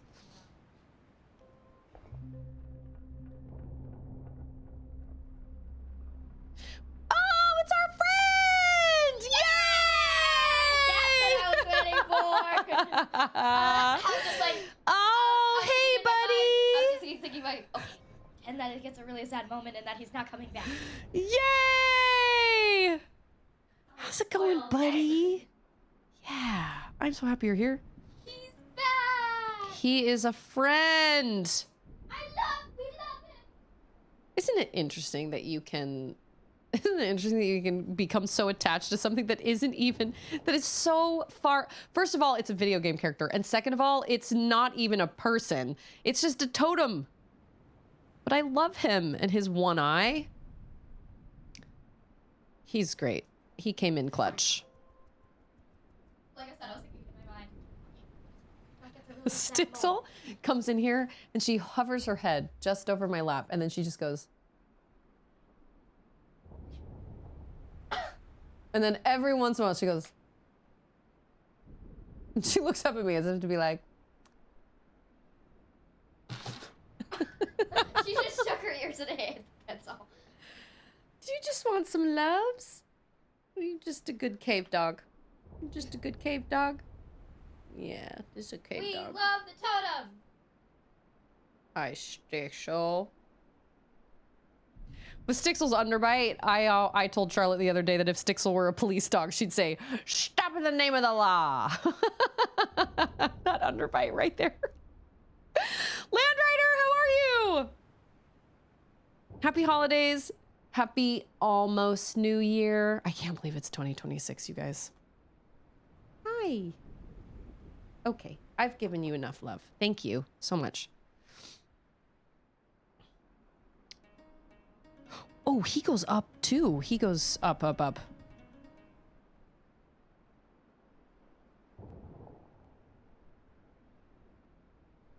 How do we get to him?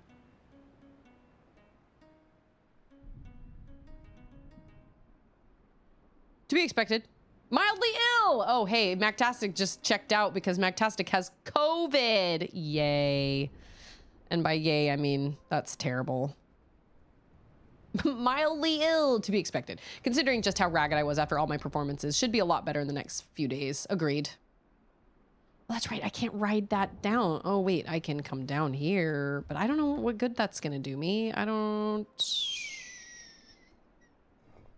Oh my gosh, I'm so glad our totem's back. Bless him.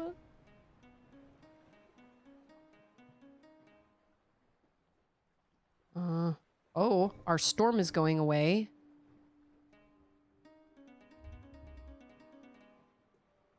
Oh, yeah. Yeah. We're gonna go get him. He's so cute. I love him.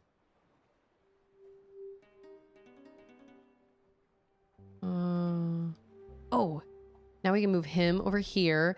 Yay! And now we're on him. Oh my gosh. I never in a million years thought he would come back. Nope. He's just been hanging out there in the water. Has he been like following me or like...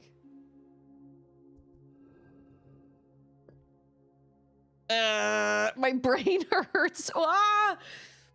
Okay, those are all platforms. Okay. Wow. Raven, how are you? Happy almost New Year. It's almost the new year.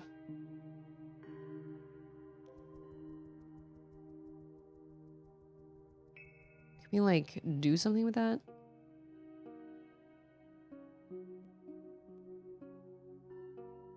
Oh, that's a bird.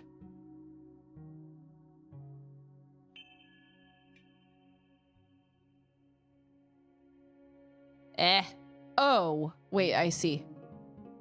Why did that move so slow? That was on me. Okay. Yeah. Perception. Perspective. Not perception. Perspective. Crazy perspective is perspective. And my friend, her whole family came down with strep over Christmas. They're just going through it like one. I mean, they're obviously like wearing masks around the house and stuff, but man, I was like, dude, that sucks. I am so sorry. And actually, Charlotte thought she was going to get sick because Ander came down with a cold right after the wedding we went to in Utah, because it was honestly, there were probably a lot of people that came down with colds. It was probably a super spreader event, but obviously nobody knew that at the time. But my mother-in-law, or my stepmother-in-law, and my father-in-law both came down with colds at the tail end of our trip while we were there. And so Ander, and if anybody's going to get sick, it is usually Ander. He has the weakest immune system out of all of us. He had spinal meningitis when he was a baby, so he is definitely like, he struggles. His immune system struggles. So he did come down with a cold. And so all of us were feeling just a little congested, but honestly, he's the only one that really came down with like a cold. Everyone else just kind of had a little bit of congestion and stuff. And Charlotte almost had a meltdown. She was like, I don't want to be sick for Christmas. And I was like, dude, it's going to happen eventually. Like someday we're going to have a Christmas where we're all sick. Someday.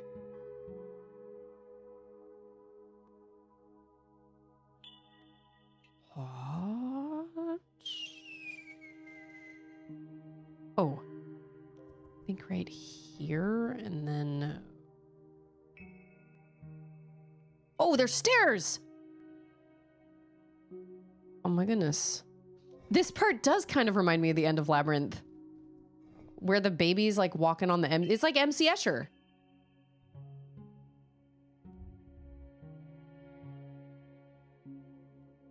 Oh, there's a ladder down there. I see it. Wow, Labyrinth. That's another one Charlotte should watch. Charlotte's never seen Labyrinth. You know what? If I remember right, I'm pretty sure I tried to show her Labyrinth. How do you spell Labyrinth? I don't know. And she was like, I don't like this movie. That girl's mean. She's not wrong. Jennifer Connelly's character is very bratty at the very beginning. How come I don't? But nobody ever asked me anything. And she's so nasty at the very beginning. And obviously she gets better. Hysterics. You're not wrong. So many stairs. All the stairs. All the MC Escher stairs. And Charlotte didn't like that. She was like, she's a mean girl. And I was like, yeah, you're not really wrong. I remember not being able to go to a family Christmas Eve due to illness as a child. I numbed my brain on Harry Potter 3 and Lego Star Wars on a small TV in my room that week. So you were stuck. You were the sick one? That's so sad.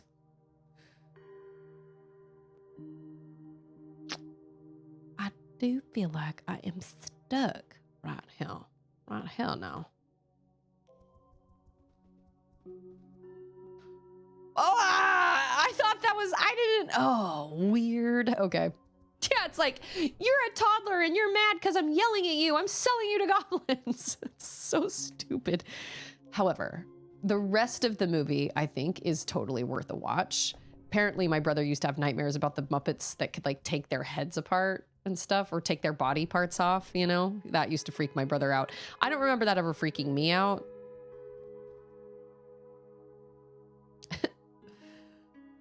David Bowie, what an interesting... That's it? That's all we do. Oh, okay. Scarecrow had a COVID Christmas a few years ago. Plans canceled, just slept. You know what? And that's what your body needed. Don't try to force anything. Just rest.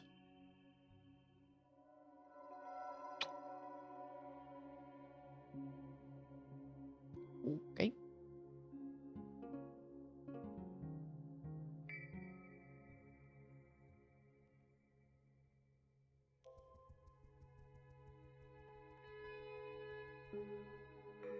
It's kind of weirdly creepy, actually.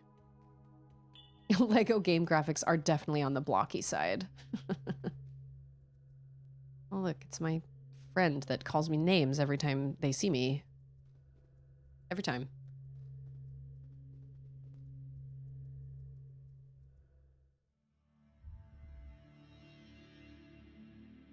Long ages lie heavy on old bones in these buried halls.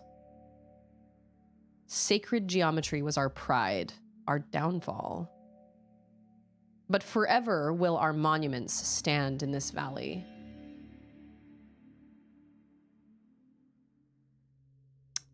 You know, you could just tell me who you are. Always with like the riddles and with like the cryptic, vague warnings. This valley of monuments. This valley? That valley?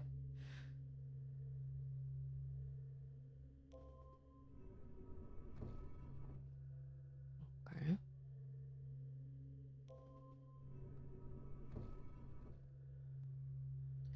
So did they create more chapters after the game was done? Like, did they go back and add more? Oh, yes. This valley. Oh, yeah. The Valley of Monuments. The Monuments of Valley. The Monuments in the Valley. Monument Valley. Those monuments. That valley. I wonder how much this game cost these devs to make. Friend of mine in the Philippines had all 3 of his kids get chicken pox the week before Christmas. That sucks. Wow, she wasn't lying. This is definitely, there's lots of stuff. This is a tomb.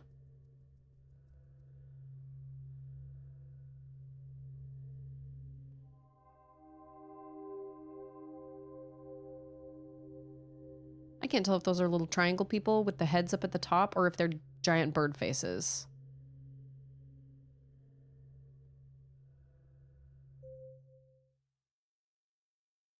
That level was also kind of weirdly creepy.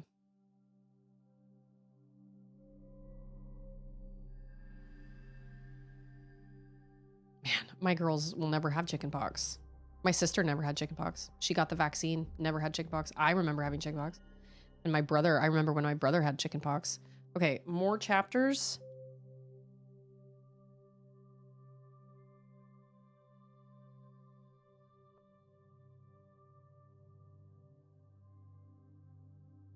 Am I supposed to do Forgotten Shores or Ida's Dream? Just realized the Dave the Diver free DLC still requires separate clicks to get them. Ready to see the terrors of Dredge next time I play. Wait, separate clicks? What do you mean separate clicks? I didn't play all of it. I played enough to see, you know what? I don't feel like I saw, no, I did. I did see what they offered in the Dredge. I did not do the Godzilla one. Hey, it's Lumos. I remember 100%ing this game on an airplane in one sitting. That does not surprise me. This game's great. I'm enjoying it a lot. We are in the mines of Moria. Ooh, great.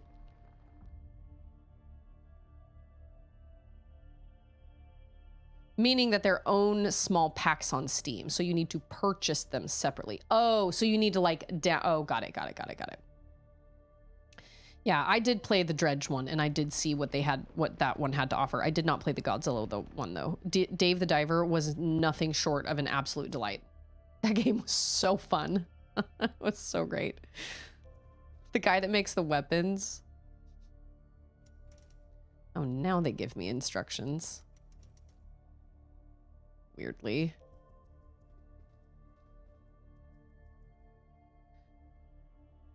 Okay, so we just went down into the tombs and laid a flower on somebody's grave.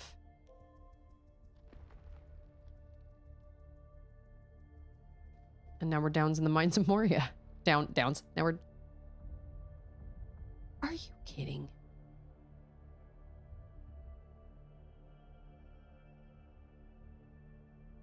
Okay, well, that's interesting.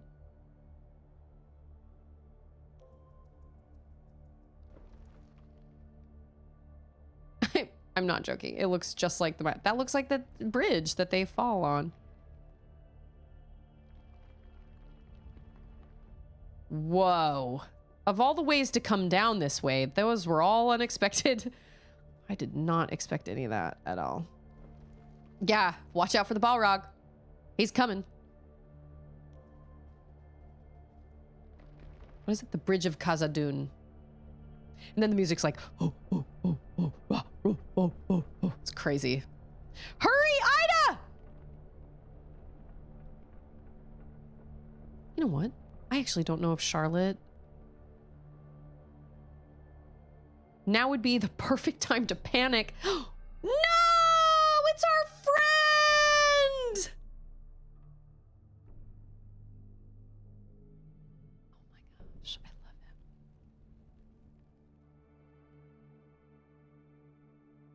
He's like, hey.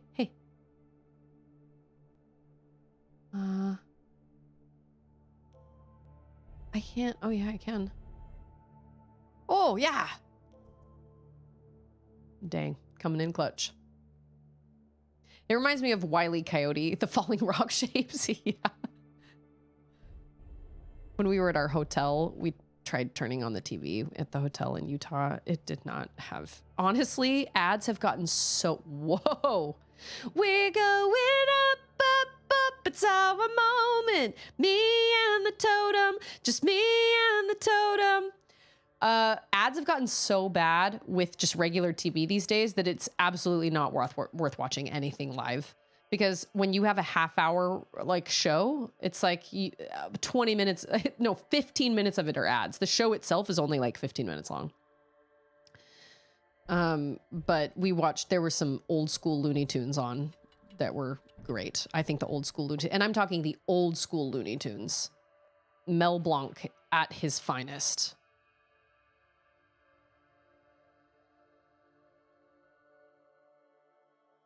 They're so funny. They're so great. I know. And the totem is golden. He is legit golden. See, I can't write songs. Oh, I thought we were gonna come. Oh, that is not what I was thinking. Oh, never mind. I don't need him. I mean, I do. I love you, buddy, but I thought I needed you more. How nice. Oh. Wait a minute. He cannot fit on the...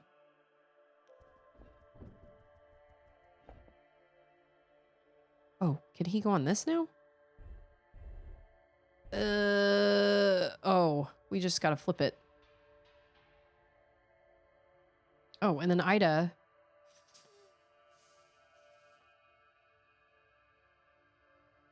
Needs to... Oh, where does Ida need to go? She just needs to go this way.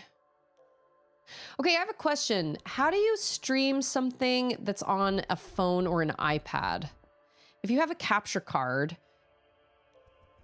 there are 2 games that I would love to stream. One of them is called Love You to Bits. I'm sorry. I need to do more. I thought it was it. Oh, we're going up again. One of them is called Love You to Bits, and Love You to Bits is, I've played it so long ago. I don't remember how to do the levels, but I just remember loving it. It was just a really fun little puzzle game. And then the other is the Bluey game, the Bluey and the Quest for the Gold Pen. And I'd love to stream them, but I don't want to. Love You to Bits is only on mobile, and Bluey and the Quest for the Gold Pen I've already paid $15 for the iPad/iPhone version. And it's Sword Art. Golden is great. I don't know what you have against Golden. It's great. It's great. Wait a minute. I'm under him, right? I am under.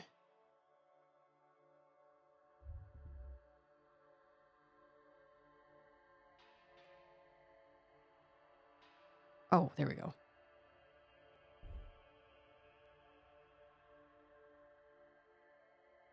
I think I gotta turn on the... Whoa. This is mind-boggling.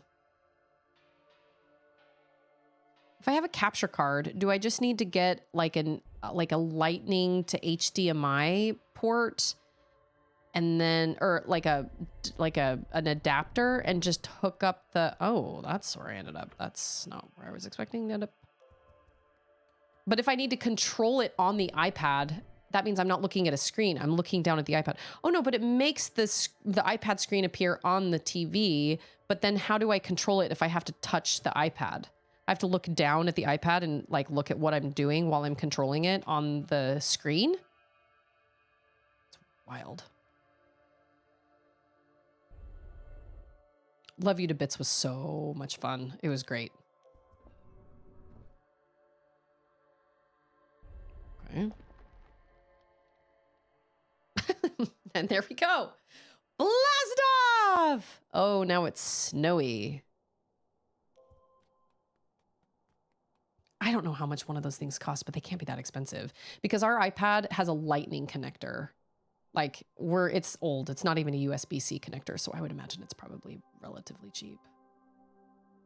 Oh, we get a title. Monument Valley, extra levels. Got it. Hey, Charlotte, where are you? Because I know people do that. I know people. Yeah. Did you do this? The Forgotten Shores? You didn't do extra chapters? Put your glasses on. Did you beat Yeah, there's like, no, because Scarecrow told me that after chapter 9, I should do these more chapters because the story flows better. So there's like there are 8 extra levels and then a standalone adventure for Ida. You missed. I'll play it. She's too invested in her Disney Dreamlight Valley. That's all she wants to play right now. But she got an expansion. The what lake? Hey, I think you're really cool. I like you a lot. Pyramid. Wow, dang. Welcome. How are you? Thank you so much for following my channel. Merry Christmas. Happy holidays. Happy almost New Year. I hope you had an excellent weekend. Pyramid. You know what? That just reminds me of Pyramid Head from Silent Hill, which is probably not a great thing to remember when it comes to Pyramid. Can we walk up this way? Yeah, we can, because gravity doesn't exist. I mean, it kind of does, but not really. Oh, now we can... Whoa. So wait a minute. So we can now walk around it? No, we cannot.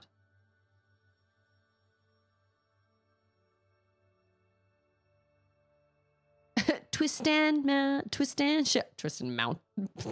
Twist and shout. It was foretold.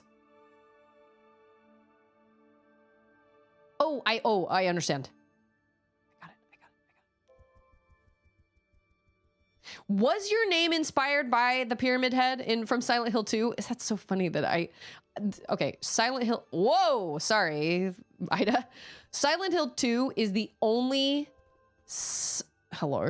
the only Silent Hill game I've ever played. I totally 100% do not know how I finished that game because I am such a weenie.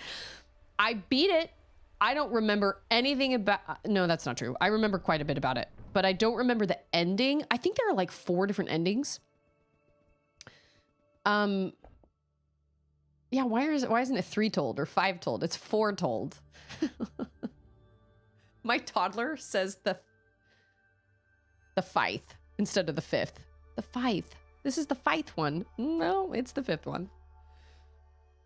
I just remember only being able to play that game when everyone was home, all the lights were on, and the sound was turned totally down. And I played it on easy. I remember the hospital. I guess I remember most of the places because I remember the apartment building and I remember the hospital and I remember the underground prison. I remember the boss fight with Eddie. Is that his name? The weird dude in the meat locker. And then I remember the actual hotel. But I could never navigate them now. Like I don't remember. But I just remember snippets. Like I remember bits and pieces. And I know I beat the game, but I legitimately do not remember what happens at the... What? That is crazy. That is crazy. Nuts University. That's how I felt the whole time playing. So, oh wait, no, I can't walk that way.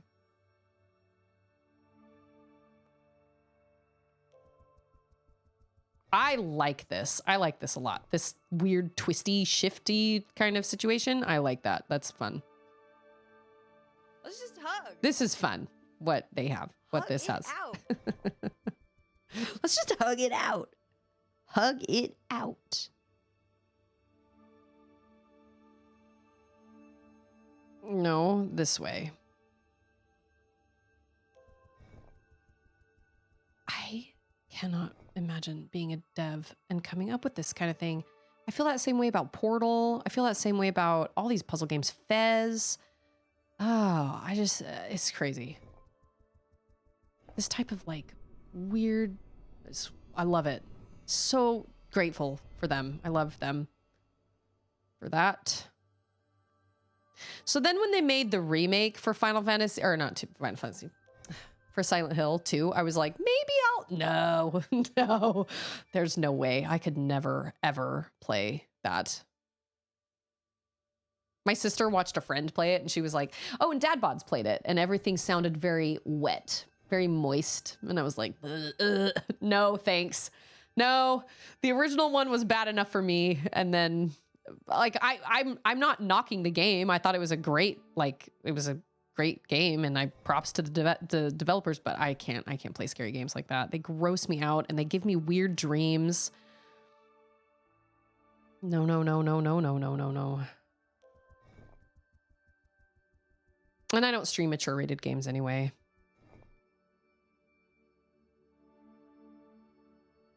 Yes. But every time it's foggy outside, I'm always like, oh, this feels like Silent Hill weather. I feel like I'm gonna watch Pyramid Head come dragging his big old sword down the street any minute. So my children kind of vaguely know what Silent Hill is. They've heard me quote mediocre so many times. Charlotte quoted it the other day and I was like, please don't quote that ever. Don't let anybody, I don't want anybody to think I've shown you that movie. And she just laughed. I was like, that would make me a bad parent.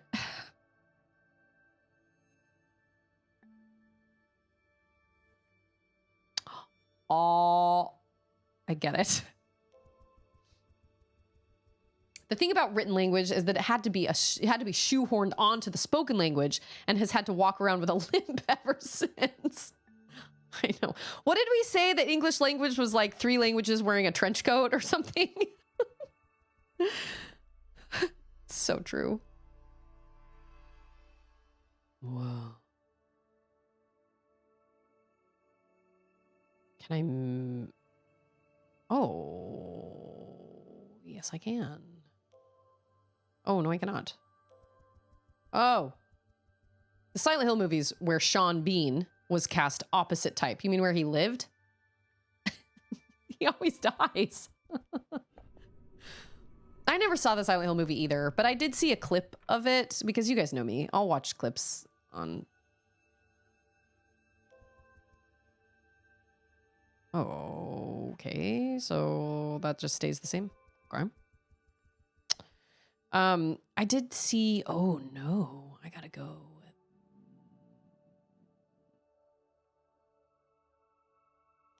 No. We gotta go. No. We gotta walk over here. And then we gotta move it. Can I move... So I can move this while she's on it. Yeah. Oh. No. So he lives in those movies. There was some... I remember my brother seeing Silent Hill, the movie, and he was like, he said, didn't think the movie was great, but I do feel like they had literal demons from hell in it. Like when he first watched it, he was like, those were some of the most realistic looking, like satanic kind of demonic creatures I've ever seen. And I was like, count me out. And I knew I wasn't going to be able to watch it anyway because I can't watch movies like that. But he said the story wasn't that great, but he... Oh, maybe now... We cannot walk over buttons, like the grabby buttons.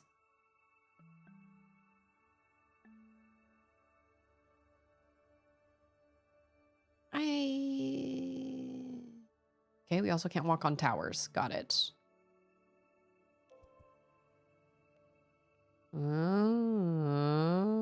Okay, that goes down. You know what? I'll bet we'll have to go all the way over here.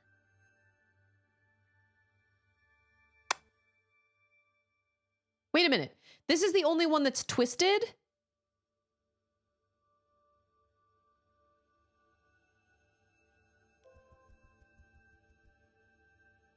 Oh.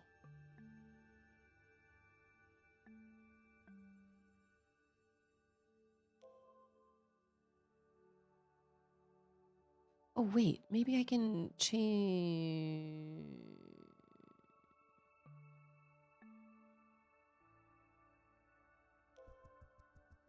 If I go down here, will it let me go down this way? No, it will not. Oh!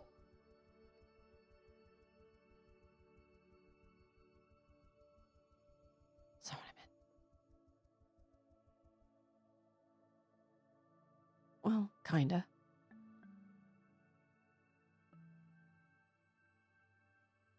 Oh, this needs to be over this way? Oh, maybe I just did it. Maybe. Oh, I did it. Awesome. I love games like this. They scratch my brain. I love them for it.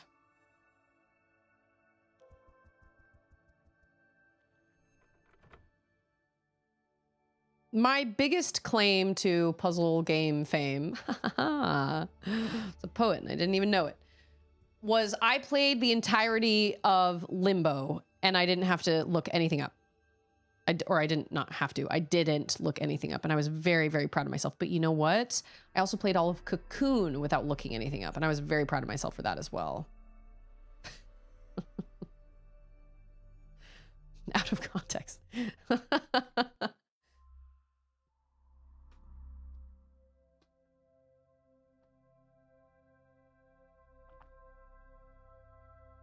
Well, apparently Charlotte has not played any of these. So, oh, the thief. It's a bird. Of course it's a bird. It's troublesome birds.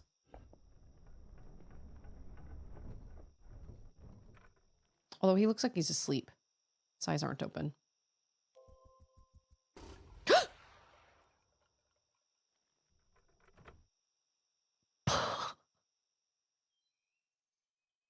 Oh, okay, so that was supposed to happen.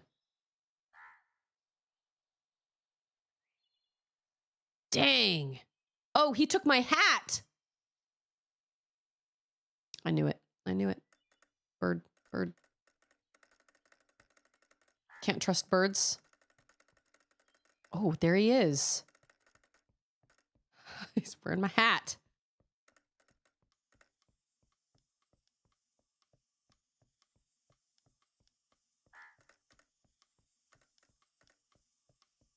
Rude. And Daddy, he took my boot. Little monkey, little baby monkey. That does not help me get my hat. Oh my gosh, I should read you guys the I want my hat back book. Hey, Collaboration, how are you? Oh my gosh. So Collaboration and I go to the same church congregation, and his wife and his two daughters were all wearing matching dresses yesterday, and they were so cute. They looked so cute. I don't know if I could ever find dresses that fit me and my girls, but oh my gosh, they were so cute. All of them, they were all matchy-matchy. Ah. Zelda voice acting. Oh. Oh. Oh no, he's coming for me. Give me my hat back.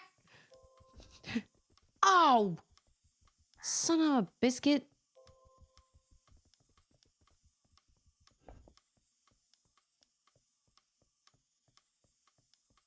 He's not going to go down those stairs? Of course he's not. Swipe it, Ida. Get it. Get him.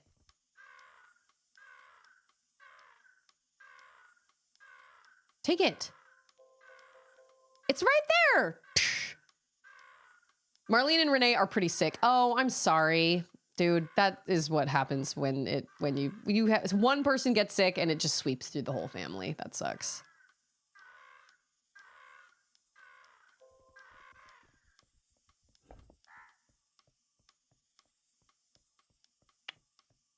Maybe I'm supposed to like trap him down there?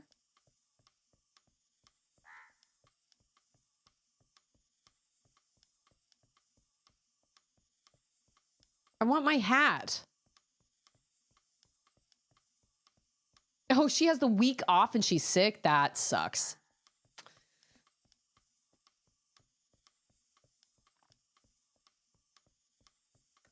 What does this do? Okay, this does this. But I want my hat. Maybe if I go in this door. Oh, that's right. How am I supposed to get my hat back? He won't go up the stairs. Oh, yeah, so I wasn't going to get the Switch 2. But everybody was really kind and generous over Christmas, and it was a huge surprise, but I ended up with the funds to be able to get a Switch 2 and new Joy-Cons for Charlotte so she could add it, so she could put those on my old Switch. And so the day before Christmas Eve, I went out and braved Walmart. I had to go help Santa get stocking stuff. And I was out and I was like, well, I'm out, so let's do this. And so I called Ander and was like, should I check if they have them? And he was like, yeah, just check. And if they have, and I was like, all right, I'm going to check and see if they have them. If they have any in stock, I'm going to take that as a sign. If they don't have any in stock, I'm going to take that as a sign. So actually the first Walmart I went to didn't have any but the Mario bundles. And the lady was like, what's wrong with Mario? And I was like, Mario's more expensive. It's $50 more for the whole bundle. And she was like, oh.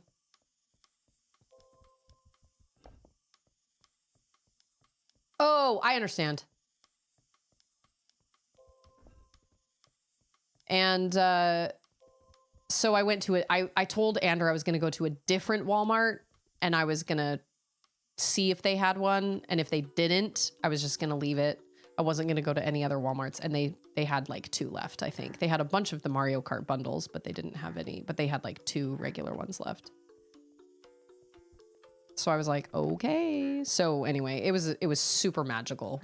That was a really magical thing. And the girls were super surprised.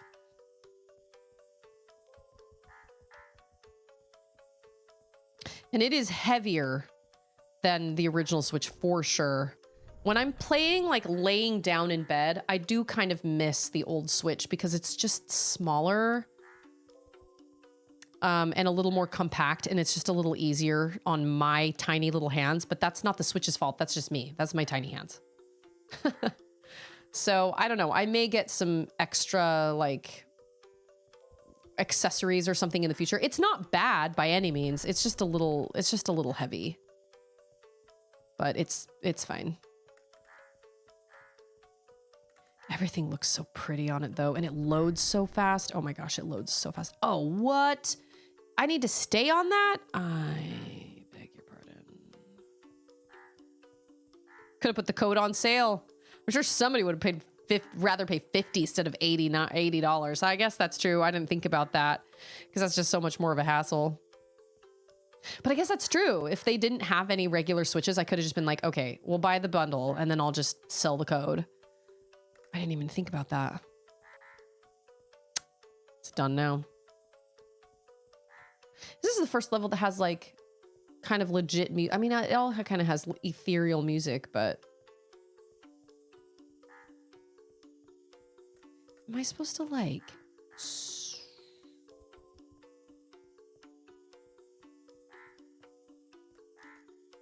Oh, he's stuck.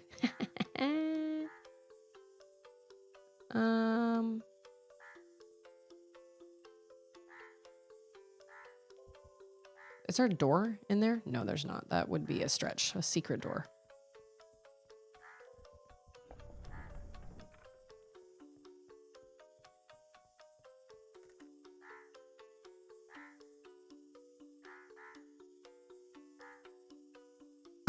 This doesn't do me any good. Unless this also, does this do something to, oh, that moves up. Oh, okay. Ah, he's gonna yell at me.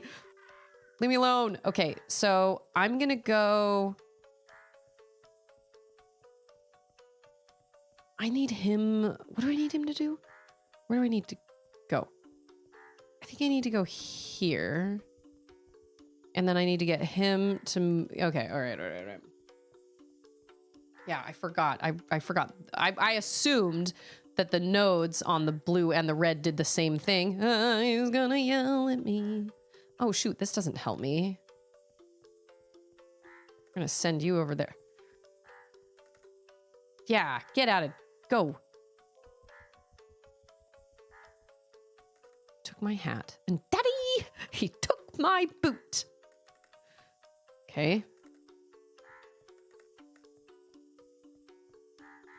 Oh. Yeah, we trapped him. Get back that hat. So, I would say that if you have an original Switch, the upgrade is 100% worth it.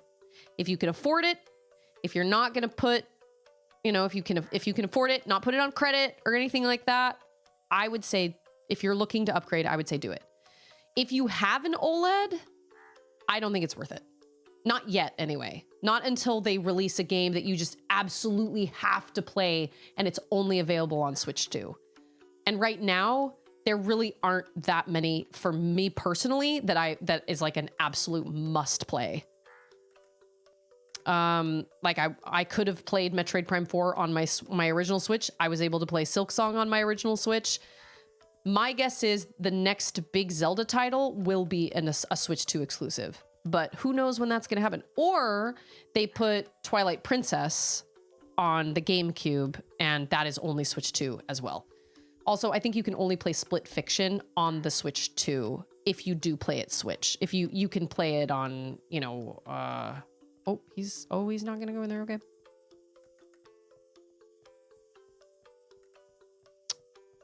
Can we still do the, that is not worth, okay.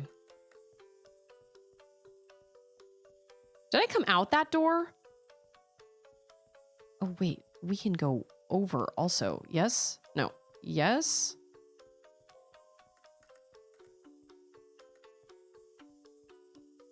Okay, wait, I feel like...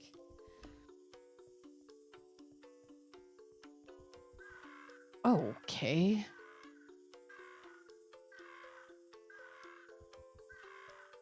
He's gonna follow me and yell at me. You're so mean. What did this button do? I don't even remember. Oh, he's coming. Oh, shoot. I am...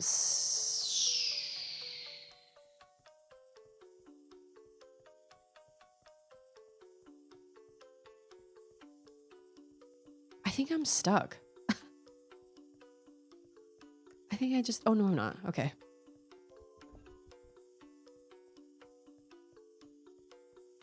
Oh, no, he's going to press that. And it's going to make him start. Okay, cool. That's what I thought. I was like, pretty sure I came out of that closed door, but I can't quite remember. Oh. Aw, man, he's got to do the whole thing. Oh, that's okay. I needed him to, like, stay stuck. Oh, Age of Imprisonment can only be played on Switch 2? Yeah. So if you have an original Switch, I mean, I don't know, everybody's different, obviously, but if you have an original Switch, I would say that the upgrade is totally worth it. But for me personally, because Age of Imprisonment isn't like an absolute must play for me right now, the Switch 2 made sense because I had the funds for it. I was able to, you know, make a really magical Christmas for my girls, thanks to everybody. But I don't feel like if I had an OLED, I probably would have waited.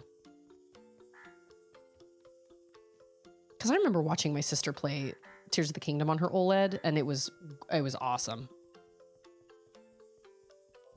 And I was like, wow, this looks so nice. This looks so pretty. Wow, I am really trying to keep straight. What the hey is going on here? There's so much happening.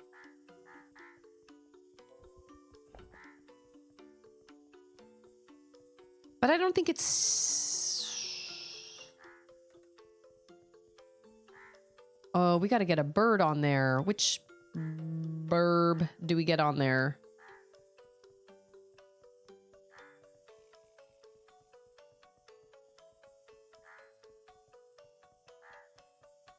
This is wild.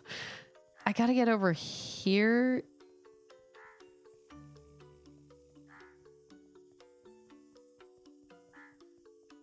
Okay, wait. This only goes down like that. So we're supposed to trap a bird on it, is what we're supposed to do.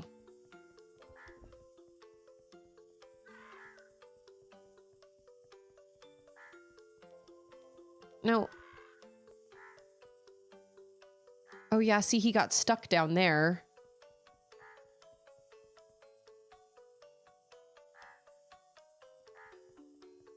I can't figure out how to get down there, though. Maybe I'm not. Maybe I'm just supposed to go through that door? No. I can't because that bird is in the way.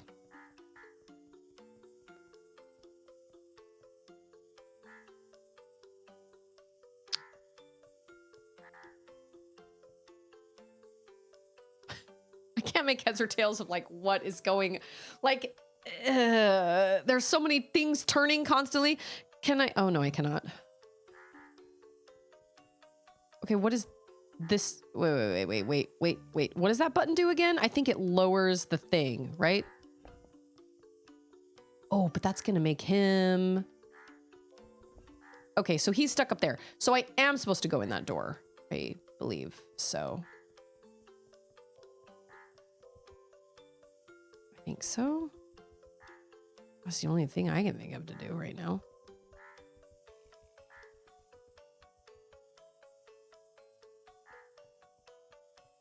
And we're still going up. Oh, there's the end of the level.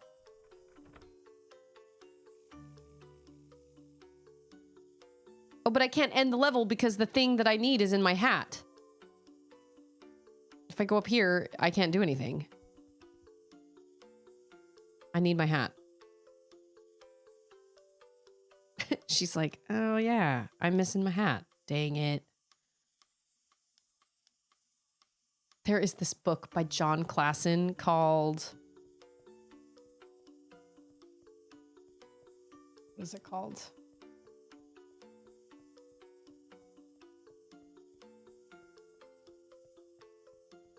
I feel like I own it. So where is it? I want my hat back. Oh my gosh, it's so funny.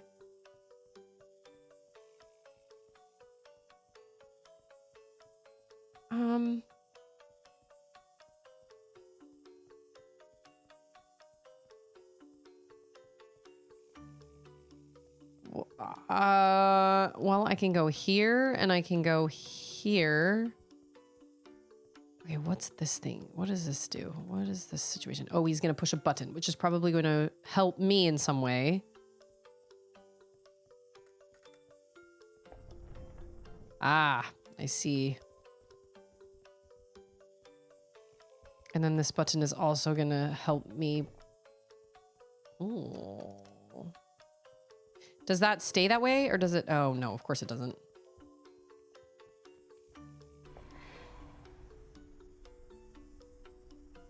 Does that stay that way? No, it does not. Okay, so I'm supposed to... Okay, so I'm supposed to lead the bird. Oh, there we go. I'm supposed to lead him on that. Oh, and then it blows the hat off. Gotcha. Wow, wild of all the things. And I like how he's just like, oh, well, I guess I'm just stuck here now. Everything's fine. Woo! There it is. Boop. Right on my noggin. In all seriousness, my Switch 2 is just sitting lonely because I haven't received any interest from people I know. So if you want to make a deal, let's do it. It was always to be sold/traded to someone else. Oh, there you go. Landwriter, that might be a deal for you.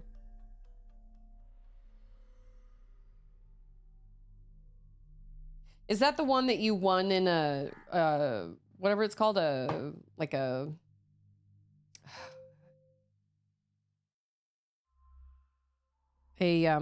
raffle or something like that?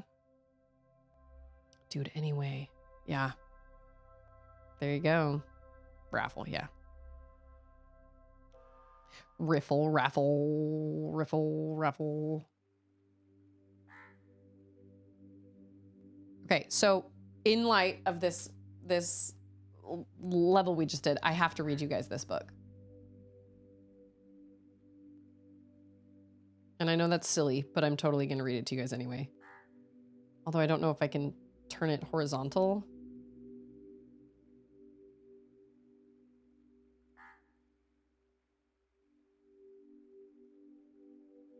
Okay, ready? My hat is gone. I want it back.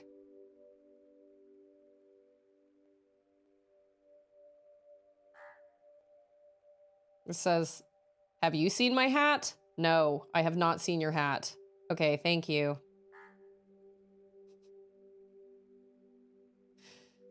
Have you seen my hat? No, I have not seen any hats around here. Okay, thank you anyway.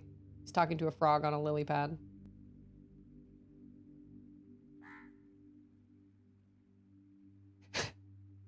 Have you seen my hat? No. Why are you asking me? I haven't seen it. I haven't seen any hats anywhere. I would not steal a hat. Don't ask me any more questions. Okay. Thank you anyway.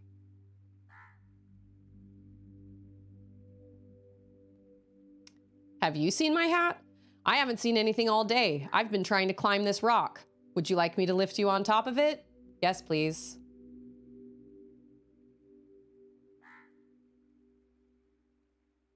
Have you seen my hat? I saw a hat once. It was blue and round. My hat doesn't look like that, but thank you anyway.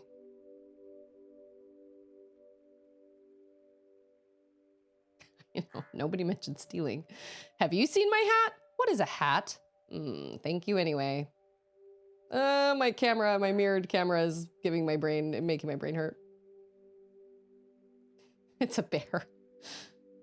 Nobody has seen my hat. What if I never see it again? What if nobody ever finds it? My poor hat. I miss it so much. What's the matter? I've lost my hat, and nobody has seen it. What does your hat look like? It's red and pointy, and I have seen my hat.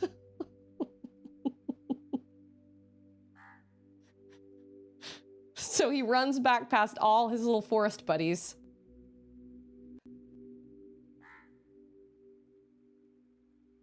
You stole my hat.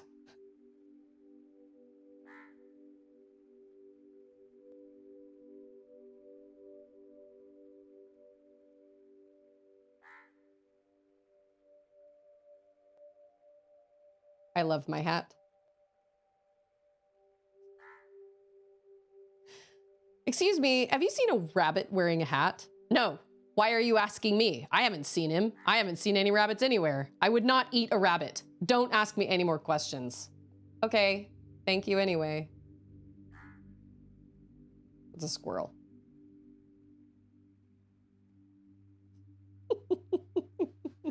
You guys, this guy has the best books. His books are so great.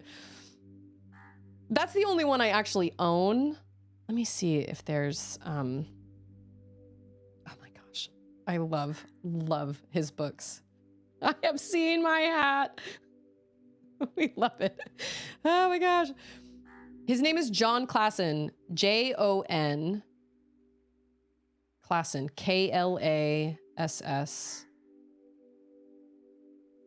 And he has these books, the shape books. He's got a book called Square, a book called Triangle, and they're all great. A book called Circle. And then there's one called, oh, he did a 3 Billy Goats Gruff.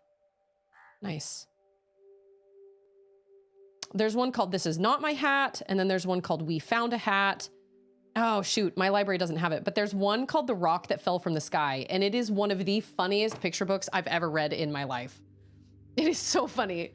So obviously we were just dealing with a hat thief, and I just had to read that book to you guys because it's great.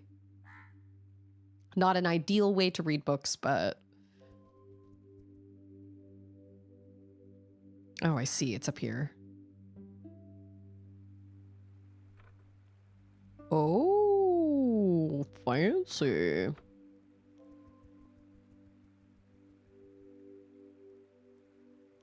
Yeah, The Rock That Fell from the Sky. One of the best picture books I've ever read. It was so funny. His whole delivery, all his creatures' little delivery is just so dry. And then they made a show called Shape Island. And Shape Island, I thought Shape Island was okay. It's on Apple TV. I didn't love it. I thought it was just okay. But Auden really liked it. But I think there was only like one season, but it was not enough for us to keep paying for Apple TV. I think we got like a month free through YouTube Premium or something like that. And it was not worth it for me to. Oh, we can. Okay.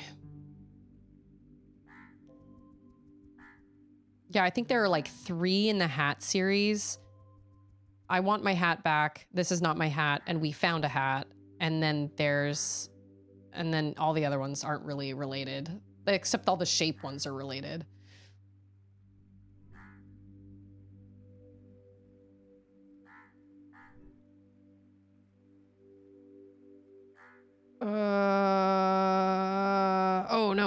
That was not what I was supposed to do. Water temple. You know what? This is the most enjoyable water temple I've ever done. Most water temples are terrible.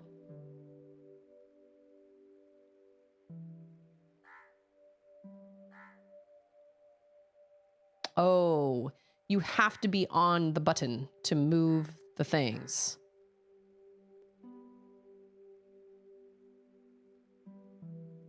Okay, I might take that back here in a second. Oh, but wait a minute. I can go up inside this thing to another button.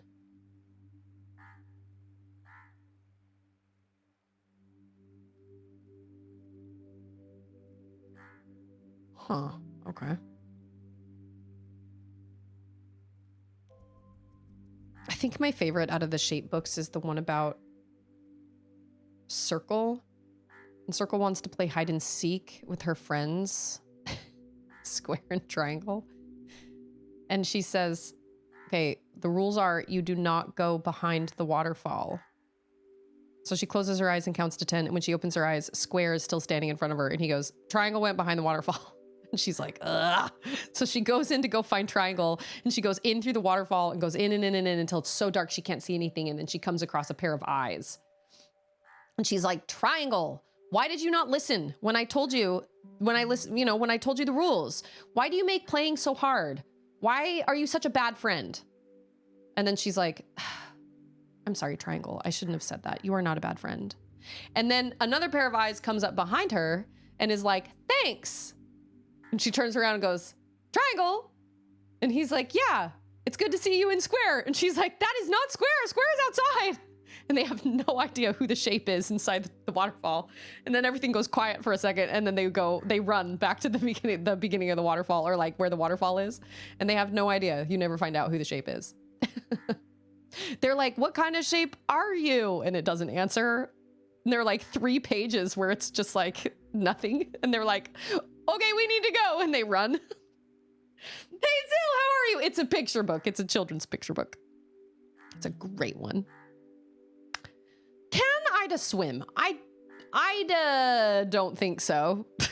that was bad. That was crappy. Then it's Johnny. I know, right? Eldritch horror at its finest.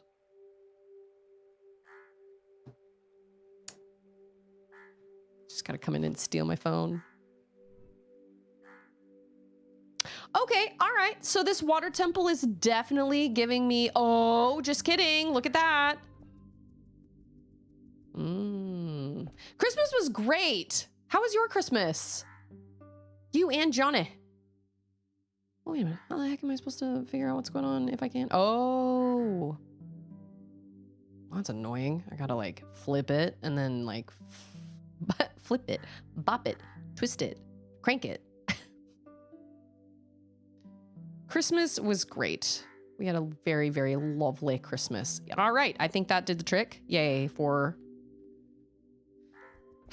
using my eyeballs and actually noticing that switch down there. We didn't travel anywhere for Christmas, but we did go to a wedding the week before Christmas. So we were in Utah the week before Christmas, and then we flew home on the 21st. And so we were Christmas was a very chill affair. Honestly, though, that was such a great Christmas gift to be able to spend that week before Christmas with my dad and with my stepmom and with my sister. That was really, really lovely. I got to spend my dad's birthday with him in person for the first time in like 10 years, I think. It was magical. We sang Christmas songs. My stepmom played the piano and we all sang Christmas songs together. And oh, it was wonderful.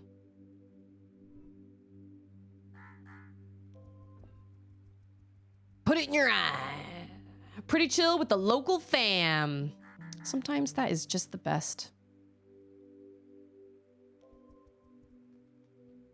We did it. Nice. Congrats to you. That's very exciting. Nice, nice. Oh, that was a mistake, but I'll take it.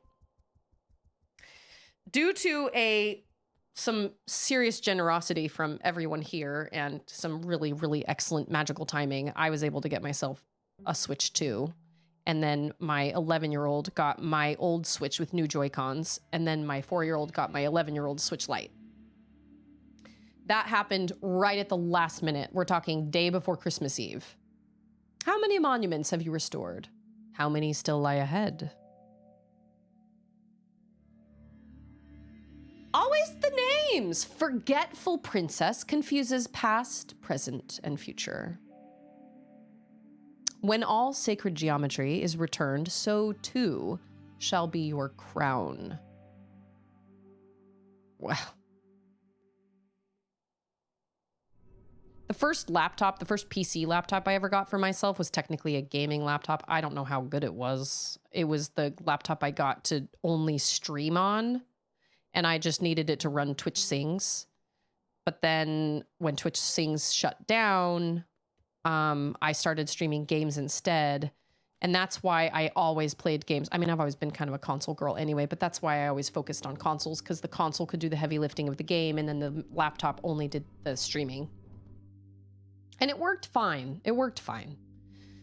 I got a little over my head and wanted to do fancy things that the laptop couldn't really handle very well, but for the most part, it worked just fine.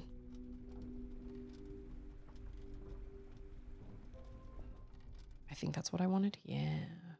So then I sold my laptop to my sister because she needed a new laptop.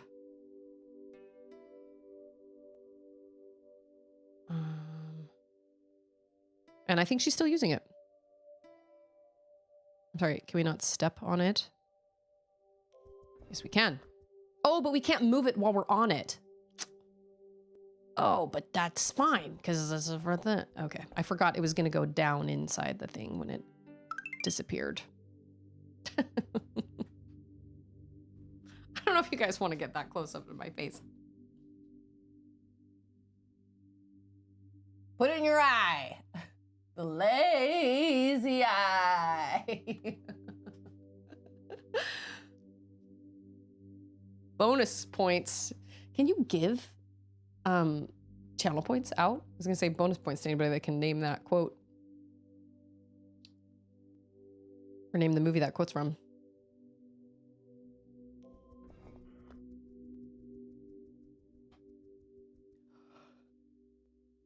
I am enjoying this game tremendously. I know I just yawned and it seems like I'm tired. I'm not. I'm just, I honestly have,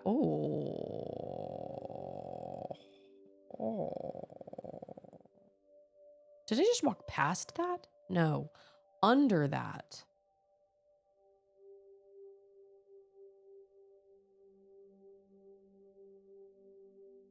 Huh?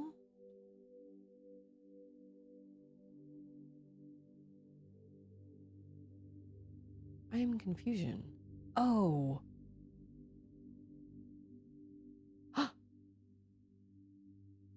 Oh my gosh, I think I understand.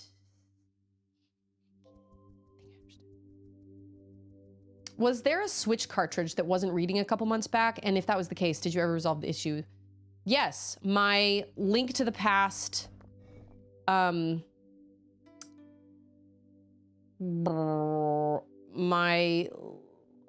Link to the Past, like chibi style. No, not Link to the Past, I'm sorry. Link to the... Link's Awakening. That's what it was. I haven't tried it in my Switch 2. Awakening, yes, thank you.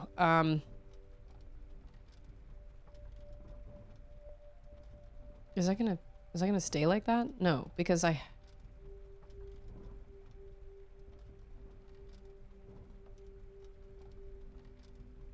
Oh, it does stay like that because I am not on it because the water is like doing, wow, it's MC Escher water.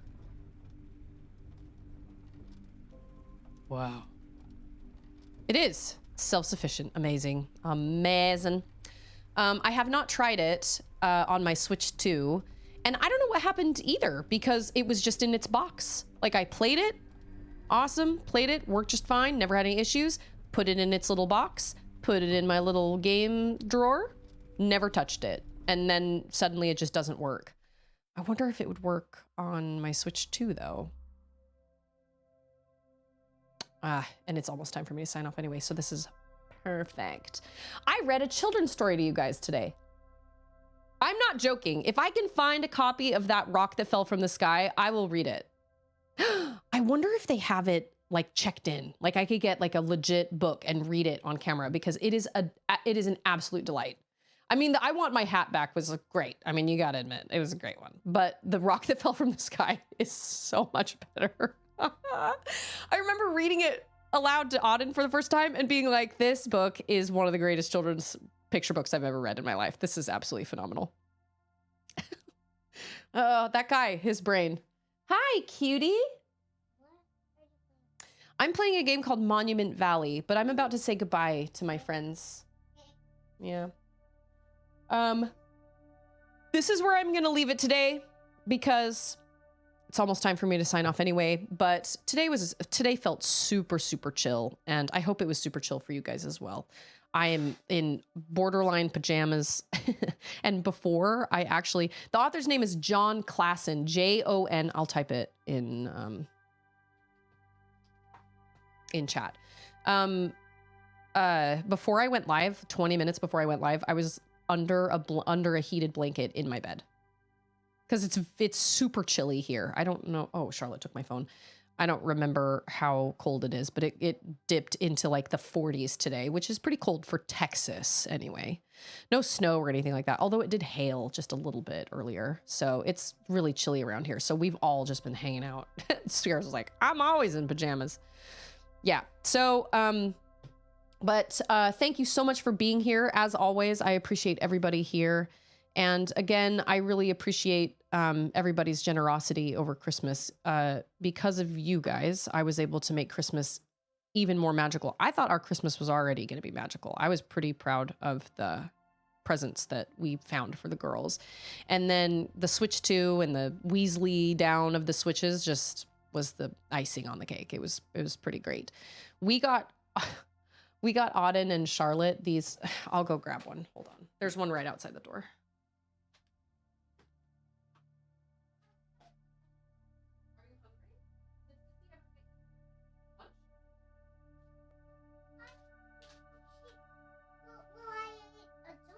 You ate a donut? That's not lunch. But I'm still hungry. Okay, well, I'll come get you something to eat here when I finish. Cartridges have a time limit and will eventually stop working. As for the Switch cartridges, it shouldn't have that issue yet, but people have claimed to have it. Yes, do I look like I can get it for you right now, though? You need to ask Sissy. But people have claimed to have it happen when leaving it unplayed for years. I'll talk to Trekkie later today to investigate. I've never had that happen with any of my other cartridges, even cartridges that I haven't played in years. Maybe there was just something about that one. I don't know. So we got Charlotte and Auden this. It is a gecko that is a remote controlled crawler. And it crawls on the walls. However, it's super lightweight and it uses vacuum suction.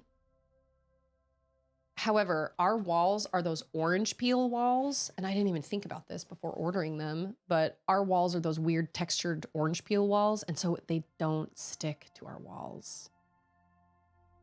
That's like the whole reason we got them.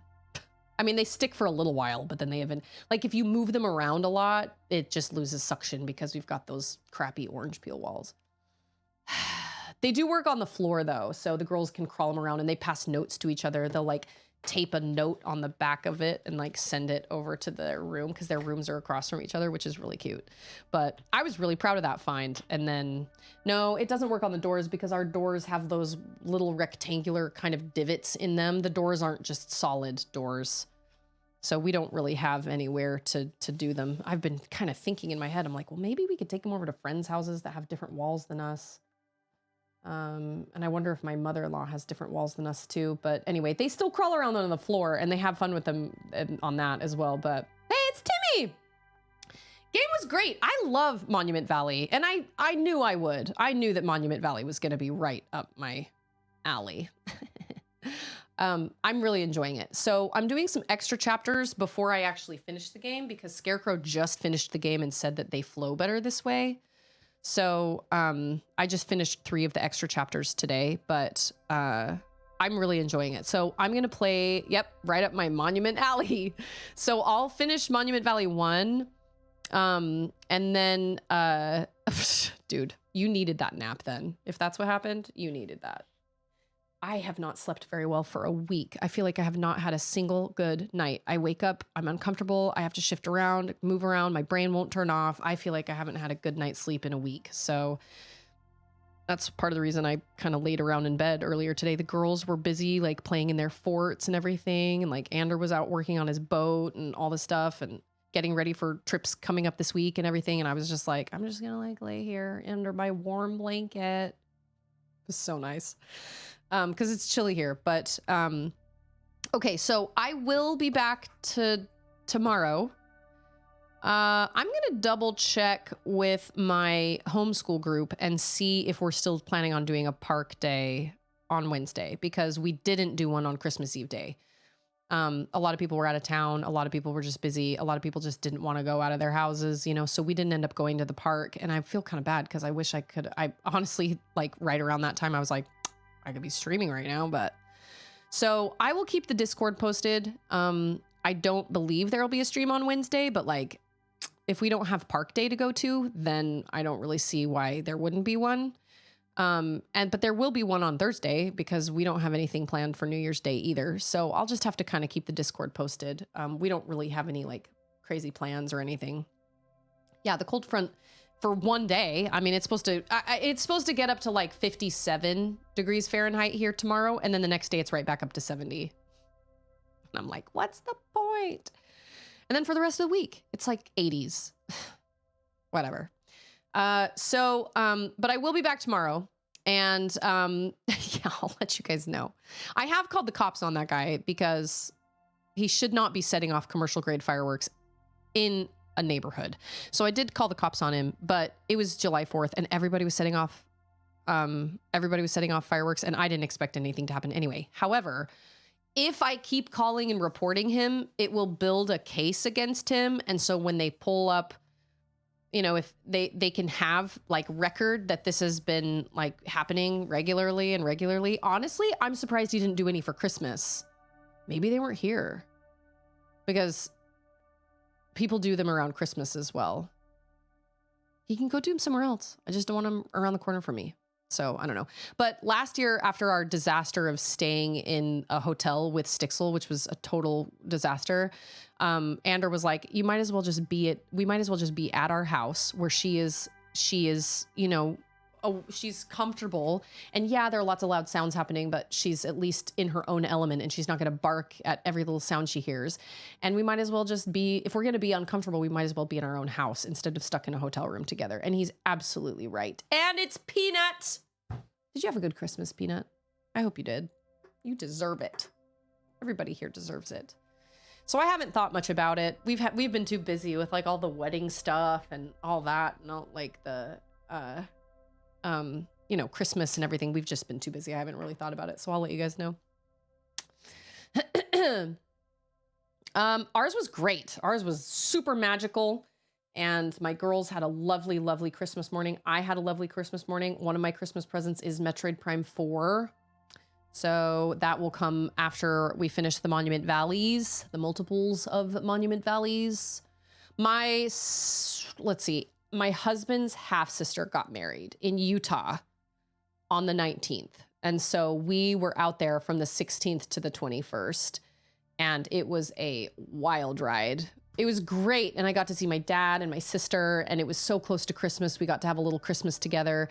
And actually today, like any minute, I should be getting a text message from my sister with, I'm assuming, a picture with her and my dad and my stepmom and my brother, because they're flying to Nashville right now, like as we speak.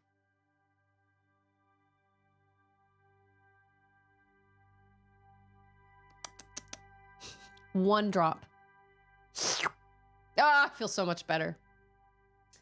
But it was really fun. It was great. And every time I travel, especially with small children, I'm always like, I don't want to do that again for another at least year. And then in like 6 months, somebody will offer me like, hey, we'll bring you out to California. And I'll be like, let's do it. But it was long. It was a long couple days, but that was also because it was a wedding. So there was a lot going on. We had to be at rehearsal dinners and the girls were flower girls. And, you know, having potty trained kids definitely helps. And when the older your kids get, the less traveling becomes a problem because then they can carry their own stuff and, you know, you don't have to change diapers and things like that. So that is true. But we just don't travel very often anyway, because it's just so expensive. And Utah is a really expensive place to fly to because lots of people fly to Utah pretty regularly. But, see, I am not in one of those situations. My grandparents or my dad and my stepmom, they do not do the grandparent, I'll take over everything. They're very much like, oh, it's lovely to have you guys here. But you're in charge of your kids. And I'm not saying that my kids are terrors because they're not, but my stepmom in particular is very, she doesn't want to parent anybody. And she doesn't want to take any responsibility for anything, which is a bummer because my mom and my dad, my mom, my mother-in-law, and my father-in-law and stepmother-in-law are very much like when we come visit, they're very much like, you just go sit and we'll just take the girls. Do you want us to take the girls to a movie or something? And I'll be like, oh yeah, that would be great. Like my mom was always that way before she became so debilitated with all her chronic pain. That was 100% my mom. But my dad and my stepmom, not so much. So when we go there, it's not a vacation for me. It's very much work because then I'm kind of walking on eggshells, which is why we don't stay with them anymore if we can help it, because I just constantly feel like I'm a burden and I don't want to feel like that. So which also ends up becoming even more expensive, even though my dad is like, yeah, you can stay with us. I've never really been honest and been like, I don't like staying with you, Dad, because I feel like I'm constantly having to I feel like we're not welcome. I mean, it's not that we're not welcome, but I feel like, I don't know. I feel like my stepmom in particular is just kind of waiting for, like, she likes having us around, but she wants everything to stay clean. She wants everything to stay organized. And I'm like, that is just not going to happen when you have a 4-year-old and when your house is relatively small and stuff just gets cluttered. I mean, it just is what it is. I had to tell my mom we couldn't stay with them last year and she got real offended. I don't know if my dad would necessarily get offended. I don't know what would happen. I don't want to rock the boat. My dad and my stepmom are very happy together. And it's not to say that she's mean or anything. She's not. But I can just tell that she doesn't like having little kids at her house for long periods of time. And to be fair, that's fair because kids are exhausting and kids are loud. And my kids, and especially Auden, is very used to being able to speak at kind of a louder volume because we're in a kind of an open house here. And when you're in a small, more enclosed space, that volume gets really obnoxious really, really fast. And I totally get that. When you live in almost silence, bringing kids into the mix for a week is really jarring. But I've never lost my temper, ever. I've always just been like, you know what? This is just how we do things here. And we got to clean up our messes and we got to do this and we got, not that they don't clean up their messes, but I don't know. It's kind of hard. So if I was in a situation where the grandparents were like, let us take the kids and you go, like, I feel like I have to basically ask permission and be like, hey, could you guys, I feel like I need a reason for them to take my kids. It's not enough for them to just be their grandkids. I feel like I need a reason to be like, hey, I've got to go do this. Can you guys watch my girls? I feel like I need a reason. And with my mom and with my dad, my father-in-law and my stepmom, I don't feel like that's the case. They'll just be like, our grandkids are here and we want to spend time with them. And that's what we want to do because they're just our grandkids. But for my dad and stepmom, it feels more like, well, we want to spend time with you, but we don't want to be babysitters, which is totally understandable. But some grandparents want to be babysitters and some grandparents don't. So whatever. We had a lovely time with them. We stayed with them for one night when we were done with our hotel stay. And it was lovely. We had a great time. It was only one night. It was fine. Doing that for like 5 days though, it's a relatively small space. And so we do all start to feel like we're kind of stepping on each other's toes. But anyway, So I'll be back tomorrow and we will continue the Valley of Monuments. I'm enjoying it tremendously. It's a great game. I had a feeling I was going to love it, and I do. So just remember how important you are and how much you matter. This end of the year time is a time for a lot of reflection, and it's a lot of, there's a lot going on. Christmas time can often be a lonely time for people, and I hope everybody had a good Christmas. But also the end of the year can be a time where people do a lot of crazy things. So I hope, if I don't see you until 2026, I hope you have a very safe and fun New Year's, whatever it is you choose to do with your time. And I hope you make good decisions and remember who you are, right? And also remember to choose kindness, because you just never know what people are going through in their lives. But thank you all so much for being here, and for my brother-in-law got in a workplace accident and he was here to celebrate, and that's what we focused on. That's lovely to have family. I mean, not that he had an accident, but like it's one of those things where it's like, yeah, it's crappy, but we were also able to spend time with him and like focus on him. And sometimes crappy things happen, so really good things can happen. It's weird. It's weird how life works out that way. But anyway, everybody enjoy the rest of your night, your day, your time zone, or whatever.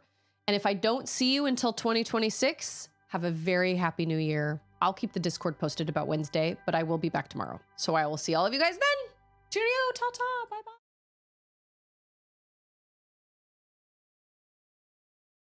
It doesn't matter. It's in the past.